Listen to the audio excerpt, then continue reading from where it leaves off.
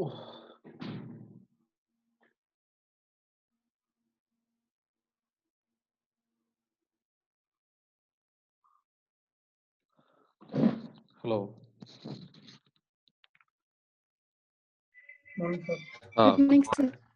Good morning.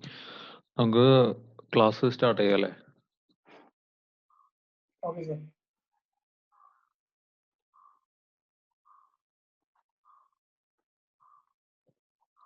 നമ്മള് just medieval period starting മുതൽ വെറുതെ ജസ്റ്റ് നമുക്കൊന്ന് പറഞ്ഞു പോകും. കുറച്ച് നാളായില്ല നമ്മൾ മൊത്തത്തിലൊന്ന് നോക്കിയിട്ട്. അപ്പോൾ മിഡീവൽ പീരീഡ്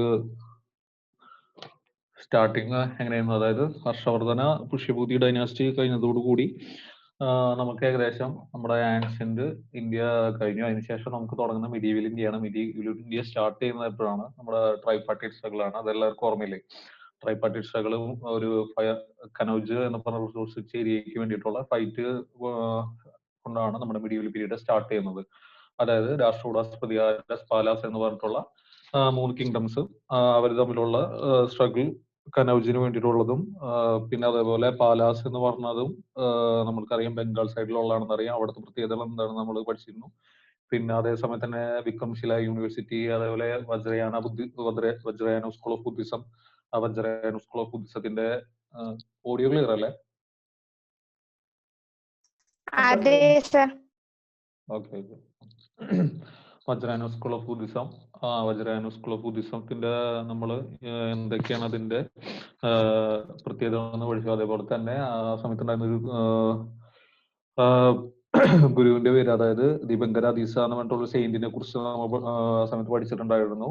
വജ്രയാന ബുദ്ധിസം എവിടെ വരെ സ്പ്രെഡ് ആയിട്ടുണ്ടെന്നുള്ളതും, പിന്നെ അതിനോട് അനുബന്ധിച്ചിട്ടുള്ള ഒരു യൂണിവേഴ്സിറ്റി ഉണ്ടായിരുന്നു, നളന്ദ യൂണിവേഴ്സിറ്റി തൊട്ട് അടുത്തായിട്ടുള്ള ഒരു വിക്രംശില യൂണിവേഴ്സിറ്റി എന്ന് പറഞ്ഞിട്ടുള്ള ഒരു യൂണിവേഴ്സിറ്റി ഉണ്ടായിരുന്നു. അത് ധർമ്മപാലിയാണ് ഫൗണ്ട് ചെയ്തിട്ടുള്ള കാര്യം. പിന്നെ അതേപോലെ തന്നെ നളന്ദ യൂണിവേഴ്സിറ്റി ആ സമയത്ത് റിവൈവ് ചെയ്തിട്ടുണ്ടെന്നും നമ്മൾ പഠിച്ചിട്ടുണ്ടായിരുന്നു. പിന്നെ അതേപോലെ തന്നെയാണ് രാഷ്ട്രകൂടാസിന്റെ സമയത്ത് ഉണ്ടായിരുന്ന ഏറ്റവും ഇമ്പോർട്ടന്റ് ആയിട്ടുള്ള 2 കിങ്സിന്റെ പേര് നിങ്ങൾക്ക് എല്ലാവർക്കും ഓർമ്മയുണ്ടെന്ന് വിചാരിക്കുന്നു. അതായത് നമ്മുടെ ദന്തി ദുർഗ, അതേപോലെ തന്നെ അമോഘവർഷ.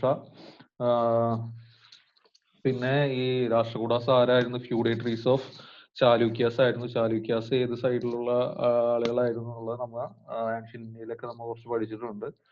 പിന്നെ അതേപോലെ തന്നെ പിന്നീട് വന്നത് പ്രതിഹാരാസ് ആയിരുന്നു. പ്രതിഹാരാസ് ഇതിലൂടെ തന്നെ ഉണ്ടായിരുന്നവരായിരുന്നു. പ്രതിഹാരാസിലെ ഇമ്പോർട്ടന്റ് കിങ് മിഹിർഭോജ. അത് പേര് നിങ്ങൾ മറക്കരുത്, മിഹിർഭോജ ആയിരുന്നു ഇമ്പോർട്ടന്റ് കിങ്. അതേപോലെ തന്നെ അദ്ദേഹത്തിന് വേറൊരു പേരും കൂടി ഉണ്ടായിരുന്നു, വേറൊരു ടൈറ്റിലും കൂടി അദ്ദേഹം അഡോപ്റ്റ് ചെയ്തിരുന്നു. അത് ആദിവരാഹ എന്നായിരുന്നു ആ ടൈറ്റില്. അതെന്തുകൊണ്ടാണ് ആ ടൈറ്റിൽ അഡോപ്റ്റ് ചെയ്തെന്നുള്ള കാര്യം നിങ്ങൾ നോക്കണം. അത് നമ്മൾ പഠിപ്പിച്ചിട്ടുണ്ടായിരുന്നു. പിന്നെ അതേപോലെ തന്നെ ആ സമയത്ത് കുറെ ഇന്ത്യൻ സയൻസ് ആ സമയത്ത് അതിന്റെ കുറെ ഡെവലപ്മെന്റ് ഫേസിലായിരുന്നു. മാത്തമാറ്റിക്സ്, ആൽജിബ്ര, അങ്ങനെ പിന്നെ മെഡിസിൻസ് ആ സമയത്ത് ഉണ്ടായിരുന്ന കാര്യങ്ങളെല്ലാം നമ്മൾ നോക്കിയിട്ടുണ്ടായിരുന്നു. പിന്നീട് വരുന്നതാണ് ചോളാസ്. അതേ സമയത്ത് തന്നെ മിഡിയൽ പീരീഡിൽ ചോളാസ് ഉണ്ടായിരുന്നു. ചോളാസ് നമ്മൾ ഈ പറയുന്ന പോലെ തന്നെ സദേൺ ഏരിയയിൽ ചോളാസ് അത്യാവശ്യം നല്ല സ്ട്രോങ് ആയിരുന്നു. ആ സമയത്തുള്ള റൂളേഴ്സ് വളരെ വളരെ ഇമ്പോർട്ടന്റ് ആണ്. രാജേന്ദ്ര വൺ എന്നൊക്കെ പറഞ്ഞിട്ടുള്ള 2 റൂളേഴ്സിനെ കുറിച്ച് നമ്മളൊന്ന് പഠിച്ചിട്ടുണ്ടായിരുന്നു. പിന്നെ അദ്ദേഹത്തിനെ ഗംഗൈകൊണ്ട ചോള എന്നും വിളിച്ചിരുന്നു. രാജേന്ദ്ര എന്ന് പറഞ്ഞ റൂളറിനെ ഗംഗൈകൊണ്ട ചോള എന്ന് വിളിച്ചിരുന്നു. പിന്നെ ആ സമയത്തുണ്ടായിരുന്ന ചോള വില്ലേജ് അഡ്മിനിസ്ട്രേഷനെ കുറിച്ചിട്ട് നമ്മൾ നോക്കിയിട്ടുണ്ടായിരുന്നു. ഒരു earliest example of panchayat Raj system ആണെന്ന് ഞാൻ അന്ന് പറഞ്ഞിട്ടുണ്ടായിരുന്നു. ആ സമയത്തുള്ള ഒരു സഭ ഓർ മഹാസഭ എന്നുള്ള കാര്യങ്ങളൊക്കെ നിങ്ങൾക്ക് മനസ്സിൽ വേണം നമ്മൾ പഠിക്കുമ്പോൾ. അതൊക്കെ എപ്പോഴും റിവൈസ് ചെയ്ത് വെക്കേണ്ട കാര്യങ്ങളാണ്. നമ്മൾക്ക് ജനറൽ സ്റ്റഡീസിൽ അതേപോലെ തന്നെ essay പേപ്പറിലൊക്കെ നമുക്ക് യൂസ് ചെയ്യാൻ പറ്റുന്ന കാര്യങ്ങളാണ്. മണിഗ്രാമം എന്ന് പറഞ്ഞാൽ എന്താണുള്ളതും, പിന്നെ അതേപോലെ തന്നെ ഗിൽസും ശ്രേണീസ് അതൊക്കെ എന്താണെന്നുള്ളത് നിങ്ങളൊന്നും കൂടി നോക്കണം. ശ്രേണീസ് അല്ലെങ്കിൽ ഗിൽസ് എന്ന് പറഞ്ഞിട്ടുണ്ടെങ്കിൽ ഒരു പർട്ടിക്കുലർ ജോബ് അല്ലെങ്കിൽ എംപ്ലോയി ഗ്രൂപ്പിൽ ഉള്ള ആൾക്കാരെല്ലാവരും കൂടി ഗ്രൂപ്പായി ചേരുന്ന ഒരു ഓർഗനൈസേഷന് ചേരുന്ന ഇതിനാണ് പറയുന്നത് ഗിൽസ് അല്ലെങ്കിൽ ശ്രേണീസ്. അതിനെക്കുറിച്ചുള്ള ക്വസ്റ്റ്യൻസ് ഒക്കെ നമ്മൾ ഒന്ന് ഡിസ്കസ് ചെയ്യുന്നതാണ്. പിന്നെ അതേപോലെ സദേൺ ഇന്ത്യയിൽ, നോർത്തേൺ ഇന്ത്യയിൽ എപ്പോഴായിരുന്നു ആർക്കിടെക്ചർ ഒക്കെ പീക്കിൽ വന്നത്? അതായത് അറബ്സ്, പേർഷ്യൻസ്, ടർക്സ് ഒക്കെ ഇൻവേഡ് ചെയ്ത് ഉള്ളിലേക്ക് വന്നതിന് ശേഷമാണ് പയ്യെ ആർക്കിടെക്ചറിലേക്ക്, അതായത് നമ്മുടെ ആർട്ട് ആൻഡ് കൾച്ചറിലും കുറെ വ്യത്യാസങ്ങളും കാര്യങ്ങളൊക്കെ വന്നു തുടങ്ങിക്കൊണ്ടിരുന്നത്. അതായത് പുതിയ പുതിയ തരത്തിലുള്ള ബിൽഡിങ്സ്, അവരുടെ പേർഷ്യൻ ആർക്കിടെക്ചർ, അറബ് ആ ആൾക്കാരുടെ ടർക്കിഷ്, അവരുടെ ടച്ചോട് കൂടിയിട്ടുള്ള പല ആർക്കിടെക്ചർ സ്റ്റൈൽസ് നമ്മൾ കണ്ടത്. അതേപോലെ തന്നെ നമ്മുടെ ഡെക്കൻ സൈഡിൽ, അതായത് സദേൺ സൈഡിൽ ചോള ആർട്ട് ആ സമയത്ത് അത്യാവശ്യം, അതായത് സൗത്ത് ഇന്ത്യൻ ടെമ്പിൾ ആർക്കിടെക്ചർ ആ സമയത്ത് ചോള പീരീഡിൽ മെച്യൂർ ഫേസിലായിരുന്നു.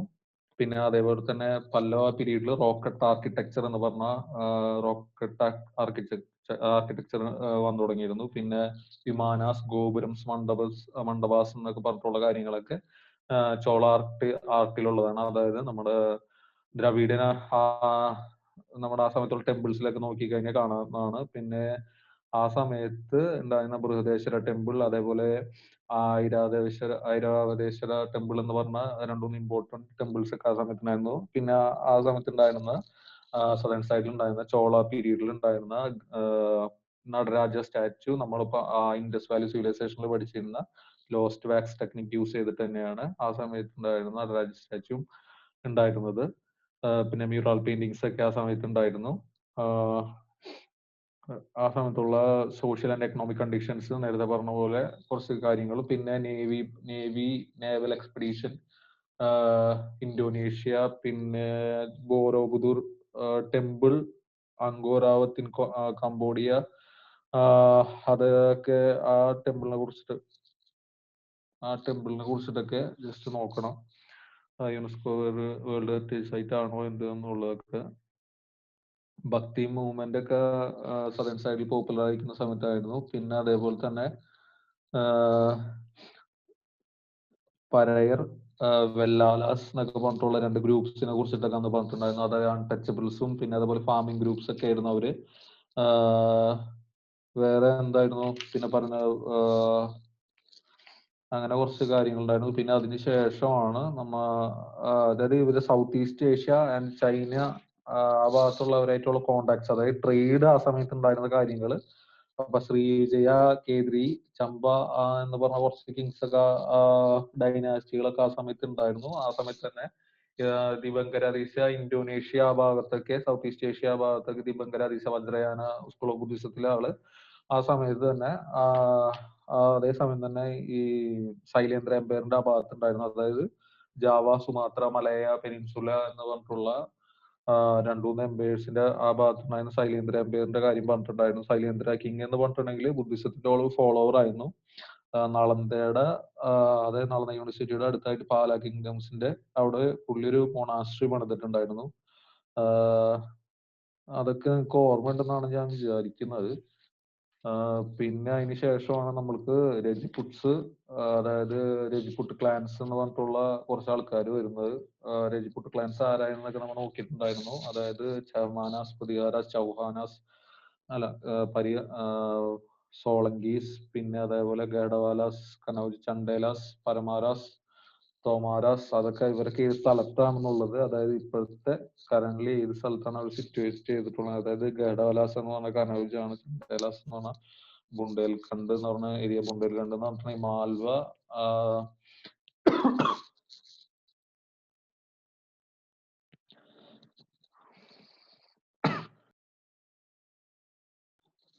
ബുണ്ടേൽഖണ്ഡ് എന്ന് പറഞ്ഞിട്ടുണ്ടെങ്കിൽ നിങ്ങളെ ആ ഭാഗത്തുള്ള സെൻട്രൽ ഇന്ത്യൻ ഭാഗത്തുള്ള സൈഡിലുള്ള പ്ലാറ്റ്യൂസിന്റെ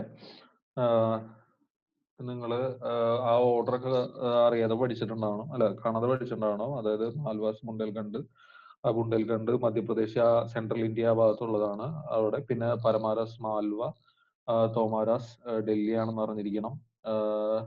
അങ്ങനെ കുറച്ച് കാര്യങ്ങൾ നമ്മൾ പഠിച്ചിട്ടുണ്ടായിരുന്നു. പിന്നെ അതേപോലെ ആയിരുന്നു പൃഥ്വിരാജ് ചൗഹാന്റെ സമയത്ത് മഹമ്മൂദ് ഓഫ് ഗസനി എന്ന് പറഞ്ഞ ആൾക്കാരൊക്കെ വന്നിട്ടുണ്ടായിരുന്നു. മഹമ്മൂദ് ഓഫ് ഗസനിയും ഗോറിയും തമ്മിലുള്ള വ്യത്യാസം എന്താണെന്ന് നമ്മൾ പഠിച്ചിട്ടുണ്ടായിരുന്നു. ഗസ്നിയ എന്ന് പറഞ്ഞിട്ടുണ്ടെങ്കിൽ പുള്ളിയുടെ എംപയർ ഒന്നും കൂടി വെൽ എസ്റ്റാബ്ലിഷ്ഡ് ആക്കാൻ, പുള്ളി ടർക്കിഷ് നോബിൾമാൻ ആണ്. അഫ്ഗാനിസ്ഥാനിലാണ് പുള്ളിയുടെ എംപയർ ഫൗണ്ട് ചെയ്തത്. അപ്പൊ പുള്ളിയുടെ എംപയർ സ്ട്രോങ് ആക്കാൻ വേണ്ടിയിട്ട് പുള്ളി എന്ത് ചെയ്തു, നമ്മുടെ ഇന്ത്യയിലത്തെ വെൽത്ത് ഒക്കെ ലൂട്ട് ചെയ്തെന്നുള്ള കാര്യം നമ്മൾ നോക്കിയിട്ടുണ്ടായിരുന്നു. ഗസ്നിയുടെ അത് കഴിഞ്ഞിട്ടാണ് ഒരു അൽബറൂണി എന്ന് പറഞ്ഞ ഒരാളുണ്ടായിരുന്നു. നിങ്ങൾക്ക് ഓർമ്മ ഉണ്ടോ? അൽബറൂണി എന്ന് പറഞ്ഞ ഓർമ്മ ഉണ്ടോ? കേട്ടിട്ടുണ്ടോ അൽബറൂണി എന്നൊക്കെ പറഞ്ഞ? പറ.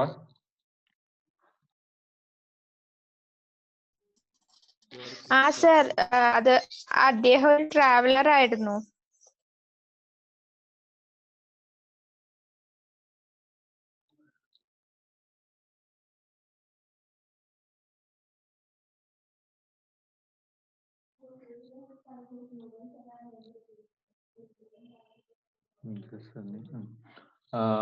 അൽബറൂണി എന്ന് പറഞ്ഞിട്ടുണ്ടെങ്കിൽ ആ സമയത്ത് ഒരു സെൻട്രൽ ഏഷ്യൻ സ്കോളർ ആയിരുന്നു പുള്ളി.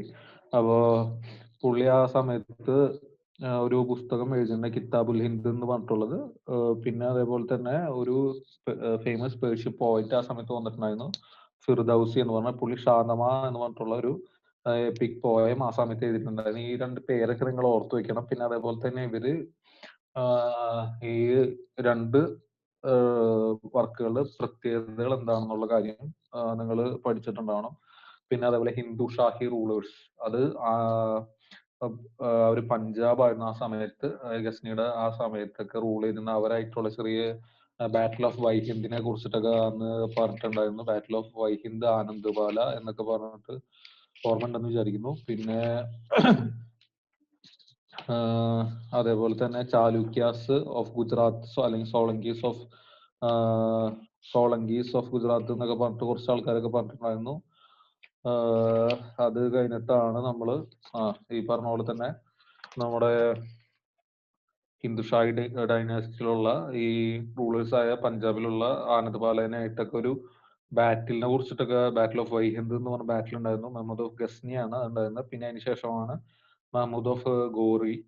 മഹമ്മൂദ് ഓഫ് ഗസ്നിയും ഗോറിയും തമ്മിലുള്ളത്, ഗസ്നി ഇൻവേഡ് ചെയ്ത് ഗസ്നി ഇൻവേഷൻ മാത്രമേ ഉണ്ടായിരുന്നുള്ളൂ. പക്ഷെ ഗോറി അവിടെ നിന്ന് അതിനുശേഷമാണ് ഇന്ത്യയിലുള്ള മൊത്തത്തിലുള്ള ഒരു പൊളിറ്റിക്കൽ സിറ്റുവേഷൻ കുറെ മാറ്റങ്ങളൊക്കെ സംഭവിക്കുന്നത്. അതായത് ആദ്യമായിട്ടൊരു മുസ്ലിം ഇസ്ലാം റൂൾ,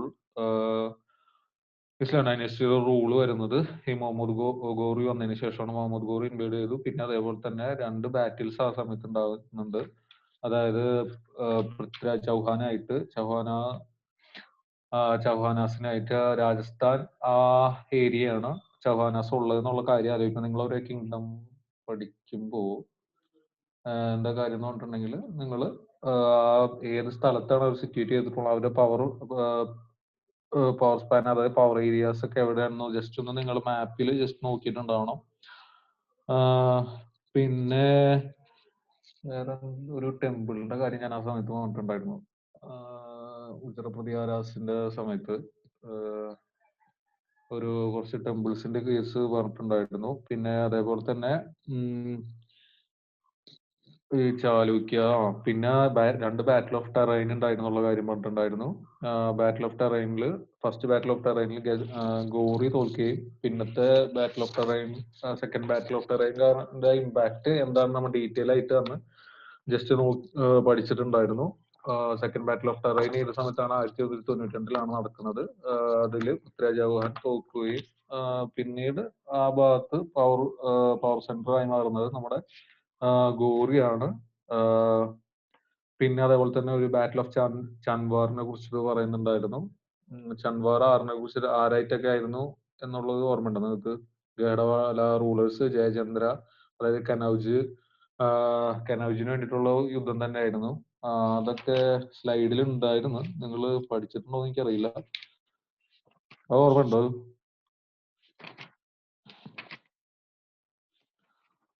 പിന്നെ ആണ് നമ്മള് ഈ ഗോരി കഴിഞ്ഞതിന് ശേഷമാണ് നമ്മൾ ഈ ഡൽഹി സുൽത്താനേറ്റിലേക്ക് വരുന്നത്.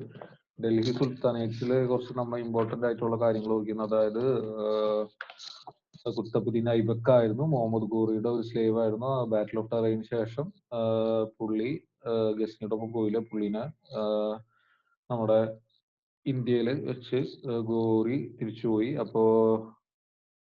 ഗോരി തിരിച്ചു പോയതിനു ശേഷം പുള്ളിയാണ് പിന്നെ ബാക്കിയുള്ള കാര്യങ്ങളൊക്കെ നോക്കിയിരുന്നത്. പുള്ളിയാണ് സ്ലേവ് ഡൈനസ്റ്റി ഫൗണ്ട് ചെയ്ത ആള്. കുത്തബുദ്ദീൻ ഐബക്ക്. അത് ഓർമ്മയില്ല? കുത്തബുദ്ദീൻ ഐബക്കിനെ കുറിച്ചിട്ടൊക്കെ നമ്മൾ പഠിച്ചത്.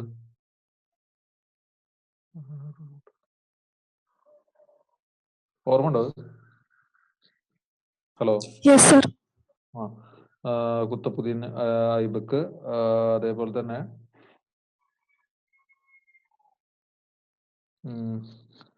പിന്നെ ആ സമയത്ത് അദ്ദേഹമാണ് സ്ലേവ് ഡൈനാസ്റ്റി ഫൗണ്ട് ചെയ്യുന്നുള്ള കാര്യം നമ്മൾ പഠിച്ചിട്ടുണ്ടായിരുന്നു. അതായത് മുസ്ലിം റൂളർ റിയൽ ആയിട്ട് ഫൗണ്ട് ചെയ്ത അദ്ദേഹമാണ്. ഫസ്റ്റ് ആയിട്ട് മുസ്ലിം റൂള് ഉണ്ടായത് സെക്കൻഡ് ബാറ്റിൽ ഓഫ് ടെറൈനെ കുറിച്ചിട്ടാണെന്നുള്ള കാര്യങ്ങളൊക്കെ ജസ്റ്റ് ഓർത്ത് വെക്കണം നിങ്ങൾ. പിന്നെ മുഹമ്മദ് ഗോറിയുടെ സ്ലേവ് ആയിരുന്നുള്ള കാര്യം, അല്ലെങ്കിൽ ലാക് ബക്ഷ് എന്ന് പറഞ്ഞിട്ടാണ് പുള്ളിനെ വിളിക്കുന്നത്. അതൊക്കെ ഓർമ്മയില്ലേ? അന്ന് പറഞ്ഞ കാര്യങ്ങളൊക്കെ ലക് ബക്ഷ് ആണെന്നും. പിന്നെ അതേപോലെ കുവാത്തുൽ ഇസ്ലാം എന്ന് പറഞ്ഞ മോസ്ക് ഫസ്റ്റ് മോസ്ക് ഇന്ത്യയിൽ ഉണ്ടായിരുന്നത് പുള്ളിയാണ് പണിതത്. ഡൽഹിയിലായിരുന്നു. ആ കാര്യം ഓർത്തു വെക്കണം. പിന്നെ അതിനുശേഷമാണ് ഇൽത്തുമിഷിനെ കുറിച്ച് നമ്മൾ പഠിക്കുന്നത്. ഇൽത്തുമിഷിന്റെ സമയത്തും പിന്നെ മൊങ്കോൾ ഇൻവേഷൻ, ചൈന, നമ്മുടെ ഗോബി ഡെസേർട്ട്, ആ കാര്യം എവിടെ നിന്നാണ് അവർ വരുന്നത്? ഒരുപാട് ട്രൈബ്സിന്റെ കൺസോൾട്ടേറ്റ് ചെയ്തിട്ട് ഒരു പവറായി മാറിയതിനു ശേഷം മൊങ്കോൾ ഇൻവേഷൻ, ചിങ്കിസ് ഖാൻ ആ സമയത്ത് എവിടം വരെ ഇൻവേഡ് ചെയ്തിട്ടുണ്ടെന്നുള്ള കാര്യം നമ്മൾ പഠിക്കണം. എന്തുകൊണ്ടാണ് അങ്ങനെ സംഭവിച്ചത്? ഒരാള് അവിടെ അഭയം തേടി വന്ന അയാൾക്ക് അഭയം കൊടുത്തില്ല. അങ്ങനെയാണ് മൊങ്കോൾ ഇൻവേഷൻ ഇങ്ങോട്ട് കയറാതിരുന്നത്. അതായത് പഞ്ചാബ് വരേക്ക് പുള്ളി വന്നു, ഡൽഹി ഇൻവേഡ് ചെയ്യുന്നില്ല. ഇൽത്തുമിഷ് ആയതുകൊണ്ട് ഡൽഹി സെക്യൂർ ചെയ്യുന്നു. പിന്നെ അതിനുശേഷം റസിയ സുൽത്താൻ എന്ന് പറഞ്ഞ ഒരു ഫസ്റ്റ് വുമൺ സുൽത്താനിനെ കുറിച്ചിട്ട സുൽത്താനാണ് റസിയ സുൽത്താൻ. പുള്ളിക്കാരത്തി വന്നതിന് ശേഷം അവിടെ കുറച്ച് പ്രശ്നങ്ങളൊക്കെ ഉണ്ടായിരുന്നു. പിന്നെ അതേപോലെ തന്നെ ചഹൽഗാനി എന്ന് പറഞ്ഞിട്ടുള്ള, അതായത് 40 ടർക്ക് നോബിൾസ് ആണ് ചഹൽഗാനി എന്ന് പറഞ്ഞത്. പിന്നെ ചൗഗാൻ എന്താണെന്ന് നമ്മൾക്കറിയാം, പോളോ എന്നാണെന്ന് അറിയാം. പിന്നെ അതിനുശേഷമാണ് റസിയ സുൽത്താൻ എന്ത് ചെയ്തു? ഈ നോബിൾസിനെ കൗണ്ടർ ചെയ്യാനായിട്ട് വേറെ നോബിൾസിനെ കൊണ്ടുവന്നിട്ടുണ്ടായിരുന്നു. അതൊക്കെ അന്ന് നമ്മൾ പറഞ്ഞിട്ടുണ്ടായിരുന്നു ഡീറ്റെയിൽ ആയിട്ട്. പിന്നെ അതിനുശേഷം ബാൽബാൻ വരുന്നത്. ബാൽബാൻ ഷാഹ്ഗാനിയുടെ പവർ ബ്രേക്ക് ചെയ്ത ആളായിരുന്നു ബാൽബാൻ. പിന്നെ ഇൽത്തുമിഷിന്റെ സമയത്തുണ്ടായിരുന്ന 2 കോയിൻസിനെ കുറിച്ചിട്ട് നിങ്ങൾക്ക് ഓർമ്മയുണ്ടോ? ഞാൻ ഒരു 2 അറബിക് കോയിനേജ് പുള്ളി ഇൻട്രൊഡ്യൂസ് ചെയ്തിരുന്നു. അത് ഓർത്ത് വെക്കുക. അതെന്തായിരുന്നു ഓർമ്മ ഉണ്ടാവും വിചാരിക്കുന്നു. പിന്നെ അതേപോലെ തന്നെ പിന്നെ ബാൽബാനേക്കാൾ മുമ്പ് നസറുദ്ദീൻ മുഹമ്മദിനെ കുറിച്ചിട്ട് നമ്മൾ പറഞ്ഞിട്ടുണ്ടായിരുന്നു. നസറുദ്ദീൻ മുഹമ്മദ്, പിന്നെ ബാൽബാന്റെ കാര്യങ്ങളൊക്കെ പറഞ്ഞു. Main architects of Delhi sultanate ആയിരുന്നു പുള്ളി. ബാൽബാന്റെ വേറെ 2 ന്യൂ കസ്റ്റംസിനെ കുറിച്ച് പറഞ്ഞിട്ടുണ്ടായിരുന്നു. സിജാദ, പെയ്ബൂസ് എന്ന് പറഞ്ഞ 2 കാര്യങ്ങൾ. പിന്നെ പേർഷ്യൻ ഫെസ്റ്റിവൽ ഓഫ് നൗറൂസ് എന്ന് പറഞ്ഞിട്ടുള്ള ഒരു ഇമ്പോർട്ടന്റ് ആയിട്ടുള്ള കാര്യമുണ്ട്. പുള്ളി അത് ഇൻട്രൊഡ്യൂസ് ചെയ്ത്. പിന്നെ അതിപ്പോ യുനെസ്കോ ലിസ്റ്റ് ഓഫ് ടാഞ്ചിബിൾ എന്ന് പറഞ്ഞിട്ടൊരു ലിസ്റ്റിലുണ്ട്, വേൾഡ് ഹെറിറ്റേജ് ലിസ്റ്റിലുണ്ട് നൗറൂസ് എന്ന് പറഞ്ഞിട്ടുള്ളത്. അപ്പൊ അതൊക്കെ നോക്കണം. പുള്ളിയുടെ അഡ്മിനിസ്ട്രേഷനെ കുറിച്ച് പറഞ്ഞിട്ടുണ്ടായിരുന്നു. ഫിനാൻഷ്യൽ ഡിപ്പാർട്ട്മെന്റിലുള്ള ആൾക്കാരെ എന്ത് വിളിക്കുന്നു, പിന്നെ അതേപോലെ തന്നെ മിലിറ്ററി ഡിപ്പാർട്ട്മെന്റിലുള്ള ആൾക്കാരെ എന്ത് വിളിക്കുന്നു എന്നുള്ള കാര്യങ്ങളൊക്കെ നോക്കിയിട്ടുണ്ടായിരുന്നു. ദിവാനായി അർസ് എന്ന് പറഞ്ഞാൽ എന്താണെന്നുള്ളതും, പിന്നെ പുള്ളിയുടെ എന്ത് പോളിസി ആയിരുന്നു പുള്ളി ഫോളോ ചെയ്തെന്നുള്ള കാര്യം. പിന്നെ അതിന് ശേഷമാണ് ഖൽജി ഡൈനാസ്റ്റി വരുന്നത്. ഖൽജി ഡൈനാസ്റ്റിയിൽ ഫസ്റ്റ് വരുന്നത് ജലാലുദ്ദീൻ ഖിൽജി ആണ്. ജലാലുദ്ദീൻ ഖിൽജി ആണ് ഖൽജി ഡൈനാസ്റ്റി ഫൗണ്ട് ചെയ്യുന്ന ആള്. അതിനുശേഷമാണ് പിന്നെ, അതായത് ജലാലുദ്ദീൻ ഖിൽജിയുടെ സമയത്ത് ഹിന്ദുസിനോട് കുറച്ചും കൂടി മയത്തിലായിരുന്നു പുള്ളി പെരുമാറിയിരുന്നത്. ബാക്കിയുള്ളവരെ പോലെ ആയിരുന്നില്ല, ബാക്കിയുള്ള റൂളേഴ്സിനെ പോലെ ആയിരുന്നില്ല. പുള്ളി ഹാർഷ് പണിഷ്മെന്റ്സ് ഒക്കെ അവോയ്ഡ് ചെയ്തിരുന്ന ആളായിരുന്നു.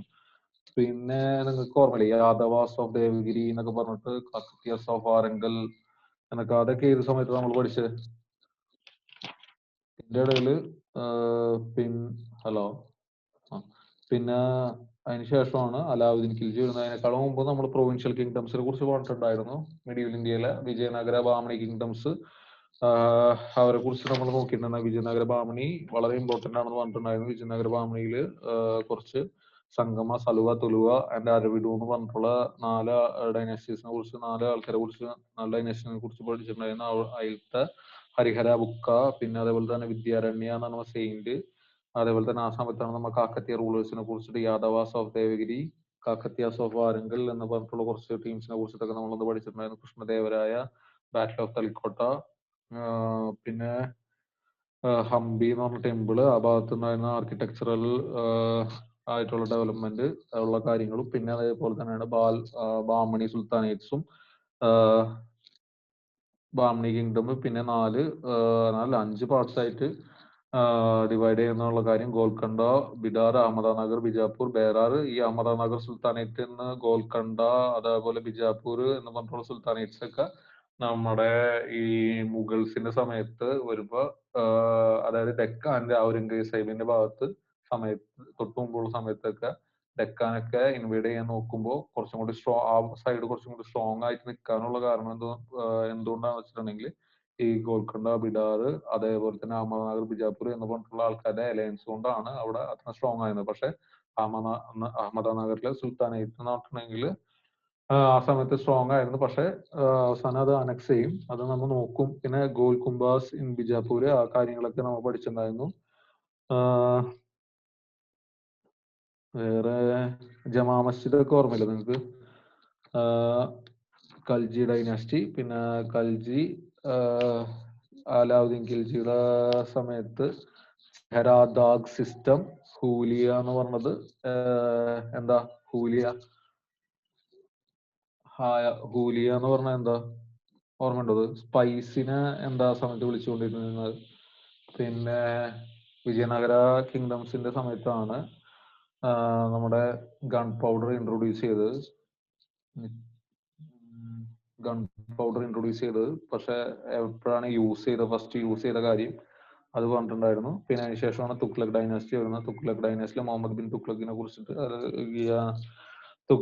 മുഹമ്മദ് ബിൻ തുഗ്ലക്കിനെ കുറിച്ചിട്ടും പിന്നെ ആ സമയത്ത് ഉണ്ടായിരുന്ന ട്രാവലേഴ്സിനെ കുറിച്ചിട്ട് ഇബ്ൻ ബട്ടുട്ട എന്ന് പറഞ്ഞ ഒരു മൊറോക്കൻ ട്രാവലറിനെ കുറിച്ചിട്ട് നമ്മൾ പഠിച്ചിട്ടുണ്ടായിരുന്നു. പിന്നെ Devagiri, Daulatabad, transfer of capital, പിന്നെ അദ്ദേഹത്തിന്റെ കുറച്ച് എന്താ പറയുക റിഫോംസിനെ കുറിച്ച് നമ്മൾ പഠിച്ചിട്ടുണ്ട്. മാർക്കറ്റ് റിഫോംസ്, പിന്നെ അതേപോലെ തന്നെ ടോക്കൺ കറൻസി, പിന്നെ അതേപോലെ തന്നെ ടാക്സേഷൻ, അതായത് ഗംഗ, യമുന, ഡോബിന്റെ അവിടെയുള്ള ടാക്സേഷൻ ഇതൊക്കെ തോൽവിയായിരുന്നു. അത്ര ഫ്ലോപ്പ് ആയിരുന്നു ആ സമയത്ത്.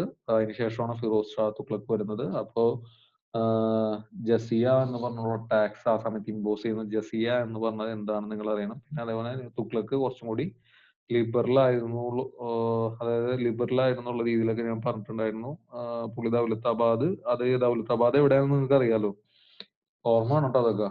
നമ്മൾ ജസ്റ്റ് ഒന്ന് റിഫ്രഷ് ചെയ്യാൻ വേണ്ടി പറയുന്നതാണ്. അതൊക്കെ നിങ്ങൾ പഠിച്ചിട്ടുണ്ടാവണം. ജസിയ എന്ന് പറഞ്ഞിട്ടുള്ളതും എന്താണെന്ന് ആലോചിക്കണം. അതായത് നോൺ മുസ്ലിംസിനുള്ള ഒരു സെപ്പറേറ്റ് ടാക്സ് ആണ് ജസിയ. പിന്നെ തൈമൂർ ഇൻവേഷൻ കൊണ്ടാണ് നമ്മുടെ ഫിറോസ് തുഗ്ലക്, അതായത് തുഗ്ലക് ഡൈനാസ്റ്റി ഡിക്ലൈൻ ചെയ്യുന്നത്. പിന്നെ അതിനുശേഷമാണ് സയ്യിദ് ഡൈനാസ്റ്റി വരുന്നത്. സയ്യിദ് ആരാണ്? ലോധി. സയ്യിദിന് ശേഷമാണ് ഈ ലോധി ഡൈനാസ്റ്റി വരുന്നത്. സയ്യിദ് ഇമ്പോർട്ടൻസ് ഒക്കെ നോക്കിയിട്ടുണ്ടായിരുന്നു. പിന്നെ അതുപോലെ ഇക്ത സിസ്റ്റം, ഇക്തദാരി സിസ്റ്റം ഒക്കെ ഓർമ്മ ഉണ്ടോ?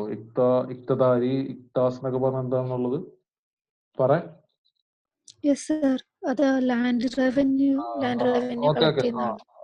ഓർമ്മ ഉണ്ടായാൽ മതി. ഇക്താസ് എന്താണെന്നുള്ളതും ഇക്തദാർസ് ആരായെന്നുള്ളതും മുക്തീസ് എന്നൊക്കെ പറയുന്ന കാര്യങ്ങളൊക്കെ അവരൊക്കെ ആരായെന്നുള്ള കാര്യം ഓർമ്മ വേണം.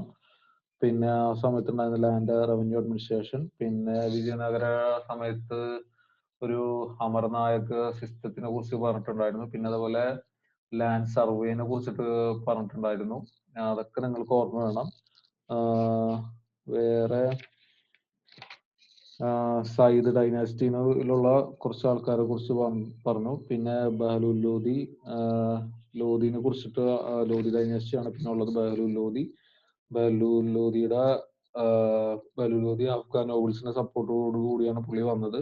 നോബിൾസിന്റെ കാര്യമൊക്കെ ഓർമ്മ. ബഹ്ലൂൽ കോപ്പർ കോയിൻസ് ഉള്ള കാര്യം, പിന്നെ ഷർക്കി ഡൈനാസ്റ്റിനെ അനക്സ് ചെയ്ത കാര്യം, അതേപോലെ തന്നെ നമ്മുടെ ബംഗാൾ സൈഡിലുള്ള ഒരു പാലയുടെ സമയത്തൊക്കെ റൂളേഴ്സിനെ കുറിച്ചിട്ടൊക്കെ പറഞ്ഞിട്ടുണ്ടായിരുന്നു. അത് ഓർമ്മ വേണം.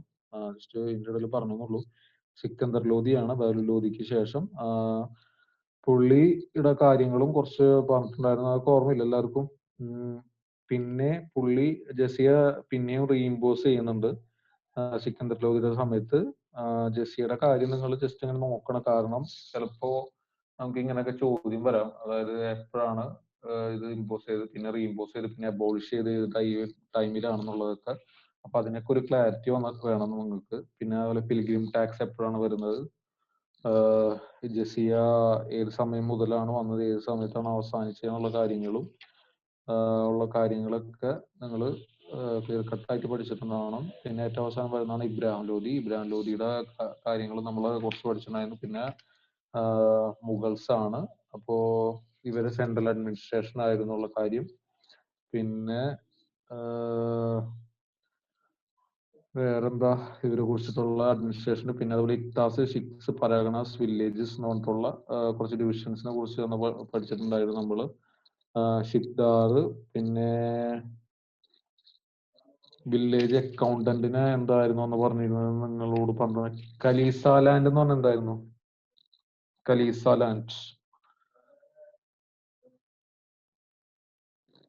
പറ.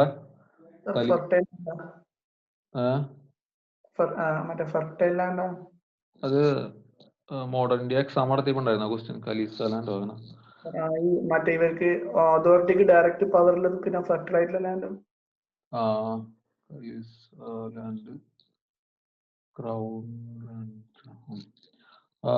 അതായത് ലാൻഡ് സുൽത്താന്റെ ഡയറക്റ്റ് കൺട്രോളിലായിരുന്നു. പിന്നെ അവിടെ നിന്ന് കളക്ട് ചെയ്യുന്ന റവന്യൂ ഒക്കെ നമ്മുടെ എന്താ പറയാ റോയൽ കോർട്ട് അല്ലെങ്കിൽ റോയൽ ഹൗസ് ഹോൾഡ് ഒക്കെ മെയിൻറ്റെയിൻ ചെയ്യാനായിട്ടായിരുന്നു കലീസ ലാൻഡ് റവന്യൂ യൂസ് ചെയ്യുന്നത്. അതേപോലെ തന്നെ ഇനാം ലാൻഡ് എന്ന് പറഞ്ഞിട്ടുണ്ടായിരുന്നു. അതായത് റിലീജിയസ് ലീഡേഴ്സിന് കൊടുത്തിട്ടുള്ള ലാൻഡ്സിനാണ് ഇനാം ലാൻഡ് എന്ന് പറയുന്നത്. ഇക്ത ലാൻഡ് എന്താണെന്ന് നമുക്കറിയാം. അതായത് ഒഫീഷ്യൽസിന് കൊടുത്തിട്ടുള്ള, അതായത് അവരുടെ റവന്യൂ കളക്ട് ചെയ്യാൻ വേണ്ടിയിട്ടുള്ള ആൾക്കാരാണ്, അതായത് അത് ഹോൾഡ് ചെയ്യുന്ന ആൾക്കാരാണ് ഇഖ്തദാസ് എന്ന് പറഞ്ഞ. പിന്നെ KHUTS കുത്സ് എന്ന് പറഞ്ഞിട്ടുണ്ടെങ്കിൽ സ്മോളർ ലാൻഡ് ലോഡ്സ് ആണ്. റീസ് എന്ന് പറഞ്ഞിട്ടുണ്ടെങ്കിൽ ഓട്ടോണമസ് രാജാസ് ആണെന്നൊക്കെ നമ്മൾ നോക്കിയിട്ടുണ്ടായിരുന്നു. വിജയനഗരയുടെ 1/3 to 1/6 കളക്ഷനെ കുറിച്ചിട്ടൊക്കെ നമ്മൾ പറഞ്ഞിട്ടുണ്ടായിരുന്നു.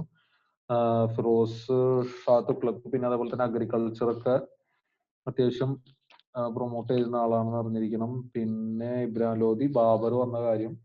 ബാബർ എങ്ങനെയാണ് വന്നത്? ബാബർ ഇങ്ങോട്ട് ക്ഷണിക്കുകയാണ്. പുള്ളിനെ ഇൻവൈറ്റ് ചെയ്തിട്ടാണ് പുള്ളി വരുന്നത്. പുള്ളി ഏത് ഭാഗത്തുനിന്നാണ്? ഉസ്ബെക്കിസ്ഥാൻ. ആ ഭാഗത്തൊക്കെ കുറെ പ്രോബ്ലംസ് ഉണ്ടായിരുന്നു. പുള്ളി കുറെ റൂൾ ചെയ്യാൻ ശ്രമിച്ചു, പക്ഷെ അത് നടന്നില്ല. പിന്നെ അതിന് ശേഷം പുള്ളി തിരിച്ചിങ്ങോട്ട്, അതായത് അഫ്ഗാനിസ്ഥാൻ കാബൂൾ ആ ഭാഗത്തൊക്കെ ഉണ്ടായിരുന്നപ്പോൾ പുള്ളിനെ 3-4 ആൾക്കാരൊക്കെ വിളിക്കുകയാണ് ഇങ്ങോട്ട്. റാണ സംഘ, പിന്നെ ഇബ്രാഹിം ലോധിയുടെ ഒരു അങ്കിൾ ഉണ്ട്, പുള്ളി വിളിക്കും. അപ്പൊ പുള്ളി പിന്നെ വേറെ 2-3 ആൾക്കാരുണ്ട്. അവരുടെ പേരൊക്കെ നിങ്ങൾ ഓർത്തിരിക്കണം. പേര് ഓർമ്മയുണ്ടോ ആർക്കെങ്കിലും? ആരൊക്കെ വിളിച്ചെന്നുള്ളത്? റാണ സംഘ, പിന്നെ അതേപോലെ തന്നെ വേറെ 2-3 ആൾക്കാരുണ്ടായിരുന്നു. അവരുടെ പേര് ഓർമ്മ വേണം. അപ്പോൾ അങ്ങനെ അതിനുശേഷമാണ് ഫസ്റ്റ് ബാറ്റിൽ ഓഫ് പാനിപ്പട്ട് ഉണ്ടാവുന്നത്. ഫസ്റ്റ് ബാറ്റിൽ ഓഫ് പാനിപ്പട്ട് മാത്രമല്ല ആ സമയത്ത് ഉണ്ടാവുന്നത്, അതിനുശേഷം കുറച്ച് ബാറ്റിൽസ് ഉണ്ടാവുന്നുണ്ട്. ആ ബാറ്റിൽസ് ഒക്കെ നിങ്ങൾക്ക് ഓർമ്മ വേണം. പിന്നെ ലോധി രാജസ്ഥാനി ഗുജറാത്തി ആർക്കിടെക്ചർ ആണ് അഡോപ്റ്റ് ചെയ്തതെന്നുള്ള കാര്യം ഓർമ്മ വേണം. പിന്നെ അതിന് ശേഷമാണ് തൈമുണ്ട വന്നതിന് ശേഷം, അതായത് ഫസ്റ്റ് ബാറ്റിൽ ഓഫ് കൻവ പറഞ്ഞിട്ടുണ്ടായിരുന്നു. പിന്നെ ബാബർ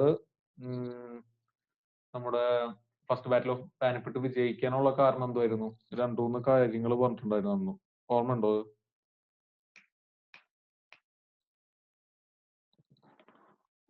ഓർമ്മയുണ്ടോ?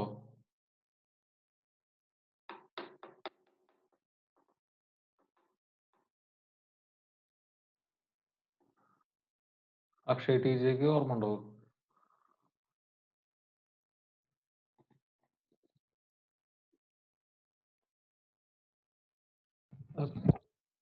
സാറ് നോബിൾസുമായിട്ട് പ്രശ്നമല്ലായിരുന്നു?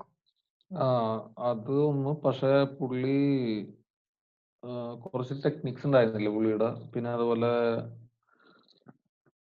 അത് ഓർമ്മയുണ്ടോ?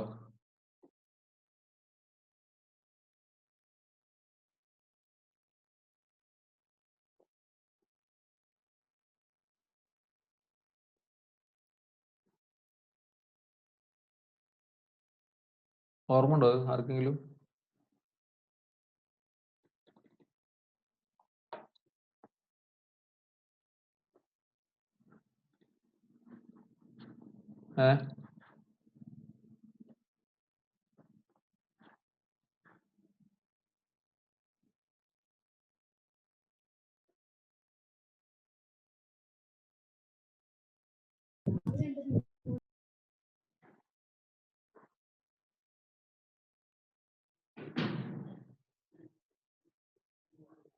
ഞാൻ നിങ്ങൾക്ക് ലോധിയുടെ സ്ലൈഡ് ഞാൻ നിങ്ങൾക്ക് ഫോർവേഡ് ചെയ്തിട്ടുണ്ടായിരുന്നില്ലേ?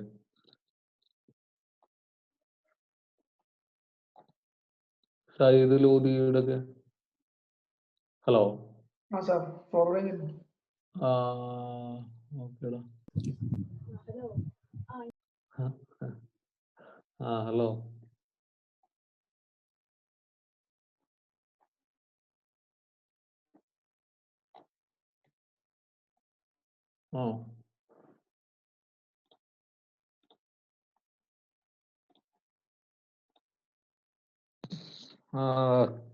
അതായത് ബാൽബൻ 2 ഷാർപ്പ് ഷൂട്ടേഴ്സിന്റെ കാര്യം പറഞ്ഞിട്ടുണ്ടായിരുന്നു.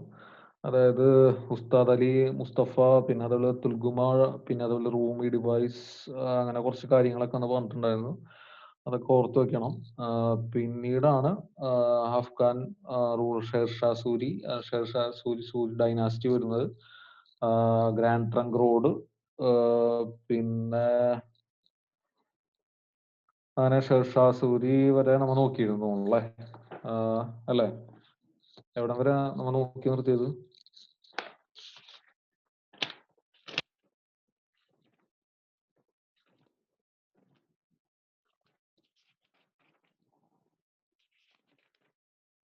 ഷെർഷാ സൂരി, പിന്നെ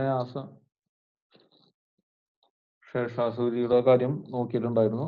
പിന്നെ അതിന് ശേഷമാണ് നമുക്ക് ഇനി വരാൻ പോകുന്നത്. ഒരു മെസ്സേജ്. അതെ, ഷെർഷാ സൂരി. പിന്നെ അതിന് ശേഷമാണ് നമുക്ക് വരുന്നത് മുഗൾ ഡൈനാസ്റ്റിയാണ്. പിന്നെ നമ്മൾ നോക്കുന്നത് മുഗൾ ഡൈനാസ്റ്റിയിൽ നമ്മൾ ആരൊക്കെ ഉണ്ടെന്നാ പറഞ്ഞിട്ടുള്ളത്? അത് ഓർമ്മയില്ല എല്ലാവർക്കും? മുഗൾ ഡൈനാസ്റ്റിയിൽ ആരൊക്കെയാ ഉള്ളതെന്നൊക്കെ. അപ്പോ അതായത് ഫസ്റ്റ് ബാബർ, പിന്നെ നമ്മുടെ ഹുമയൂണിന്റെ കാര്യം എന്താണെന്നറിയാം.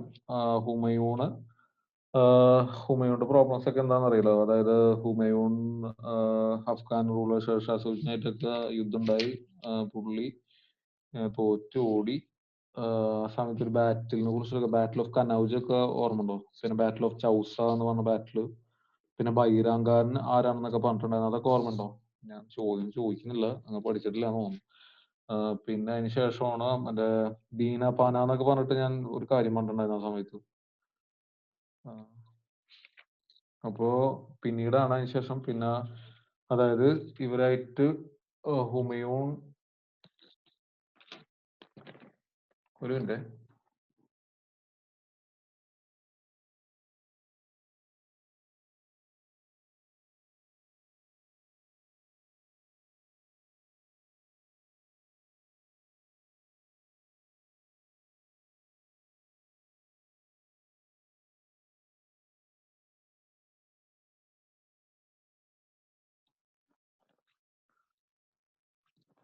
സ്ലൈഡ് കാണുന്നില്ല എല്ലാവർക്കും? നെറ്റ് പെട്ടെന്ന് എന്തോ ഡിസ്കണക്ട് ചെയ്തു. ഓക്കേടാ. അപ്പൊ ഹുമയൂണിന്റെ യുദ്ധത്തിന് ശേഷം പുള്ളി ബിക്കാനേറിലേക്ക് പോയി. ബിക്കാനേറിൽ നിന്ന് പോയി കഴിഞ്ഞപ്പോ പുള്ളി റാണ, അതായത് അമർകോട്ട് ഉള്ള റാണ അമർകോട്ടിന്റെ അടുത്ത് പുള്ളി പോയിട്ട് ആ സ്ഥലത്ത് പോയിട്ടുള്ള കാര്യങ്ങളൊക്കെ പറഞ്ഞിട്ടുണ്ടായിരുന്നു. ആ സമയത്ത് അക്ബറിനെ പുള്ളിയുടെ അങ്കിളായ കാംറാം എന്ന് പറഞ്ഞ ഒരാൾ ക്യാപ്ചർ ചെയ്യും. പിന്നെ പുള്ളിയാണ് ബാക്കി കാര്യങ്ങളൊക്കെ അക്ബറിനെ നോക്കാം. അക്ബർ കാലനൗർ, അതായത് പഞ്ചാബില് പുള്ളി ഫസ്റ്റ് ക്രൗൺ, അതായത് പുള്ളി കിരീടം അണിയുന്നത് ഈ നമ്മുടെ പഞ്ചാബ് ഏരിയയിലാണെന്നുള്ള കാര്യം ആയിരിക്കും ഇനി നമുക്ക് പഠിക്കാനുള്ള. അക്ബറിനെ കുറിച്ചാണ്. അതായത് സെക്കൻഡ് ബാറ്റിൽ ഓഫ് പാനിപ്പട്ട് എപ്പോഴാ? അതായത് ഈ അക്ബറിന്റെ സമയത്താണ്. അപ്പോൾ നമുക്ക് പറയാം. അപ്പൊ അക്ബർ എന്ന് പറഞ്ഞാൽ 1556 മുതൽ 1605 AD വരെയുള്ള ആളായിരുന്നു അക്ബർ. അതായത് മുഗൾ ഡൈനാസ്റ്റിയിലുള്ള one of the greatest ruler ആയിരുന്നു, ഗ്രേറ്റസ്റ്റ് മോണാർക്സ് ആയിരുന്നു ആ സമയത്ത്. പിന്നെ അതേപോലെ തന്നെ പുള്ളി ആദ്യ മകനായിരുന്നു, ഹുമയൂണിന്റെ മകനായിരുന്നുള്ള കാര്യം ഓർത്തു വെക്കണം. പുള്ളി ഇറാനിൽ വെച്ചിട്ടാണ് പുള്ളിയുടെ അങ്കിളിന്റെ കാര്യം പറഞ്ഞത്. അതായത് കമ്രാൻ എന്ന് പറഞ്ഞ പുള്ളിയുടെ അങ്കിളാണ് പുള്ളിനെ ആദ്യം ആയിട്ട് എടുത്ത് വളർത്തുന്നത്, കാര്യങ്ങളൊക്കെ ചെയ്യുന്നത്. അതേപോലെ തന്നെ ബൈറാം ഖാൻ എന്ന് പറഞ്ഞിട്ടുള്ള ബൈറാം ഖാൻ ആരാ? ഓർമ്മ ഉണ്ടോ ബൈറാം ഖാൻ ആരാണെന്നുള്ളത്? പെട്ടെന്ന് പറഞ്ഞു. ഹുമയൂണിന്റെ വിശ്വസ്തനായ മന്ത്രി. അതെ. ബൈറാം ഖാൻ ആയിരുന്നു, മിലിറ്ററി കമാൻഡർ ആയിരുന്നു പുള്ളി. എന്ന സമയത്ത് മുഗളിന്റെ അക്ബറിന്റെ സമയത്ത് അഡ്മിനിസ്ട്രേറ്റീവ് റൺ ചെയ്തുകൊണ്ടിരുന്ന ആള്. അതിനുശേഷം അക്ബറിന്റെ കാര്യം പറഞ്ഞു. പിന്നെ സ്ലൈഡ് നോക്കാം. അതായത് വൺ ഓഫ് ദ ഗ്രേറ്റസ്റ്റ് മൊണാർക്സ് ആണ് പറഞ്ഞത് മുഗൾ ഡൈനാസ്റ്റിയിലെ. പിന്നെ പുള്ളി ഹുമയൂണിന്റെ ഹമീദ ബാനു ബീഗം എന്ന് പറഞ്ഞ ആൾക്കാരുടെ മകനാണെന്നുള്ള കാര്യം. പിന്നെ അതേപോലെ തന്നെ ബൈരംഗാൻ ആരാണെന്ന് നമുക്കറിയാം. അത് ആ പേര് എപ്പോഴും നിങ്ങൾക്ക് ഓർമ്മ വേണം.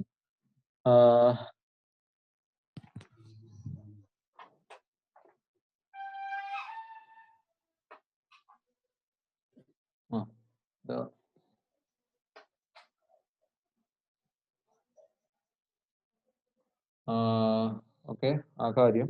പിന്നെ ആ സമയത്തായിരുന്നു നമ്മുടെ ബൈരംഗാന്റെ അണ്ടറിലായിരുന്നു കുറെ കാര്യങ്ങളൊക്കെ ആ സമയത്ത് ഉണ്ടായിരുന്നു. ഹുമയൂണിന്റെ ട്രസ്റ്റ് ഓഫീസർ ആയിരുന്നു ഈ ബൈരംഗാൻ എന്ന് പറഞ്ഞ ആള്. അപ്പൊ പുള്ളിയുടെ അണ്ടറിലായിരുന്നു കാര്യങ്ങളൊക്കെ മൊത്തം.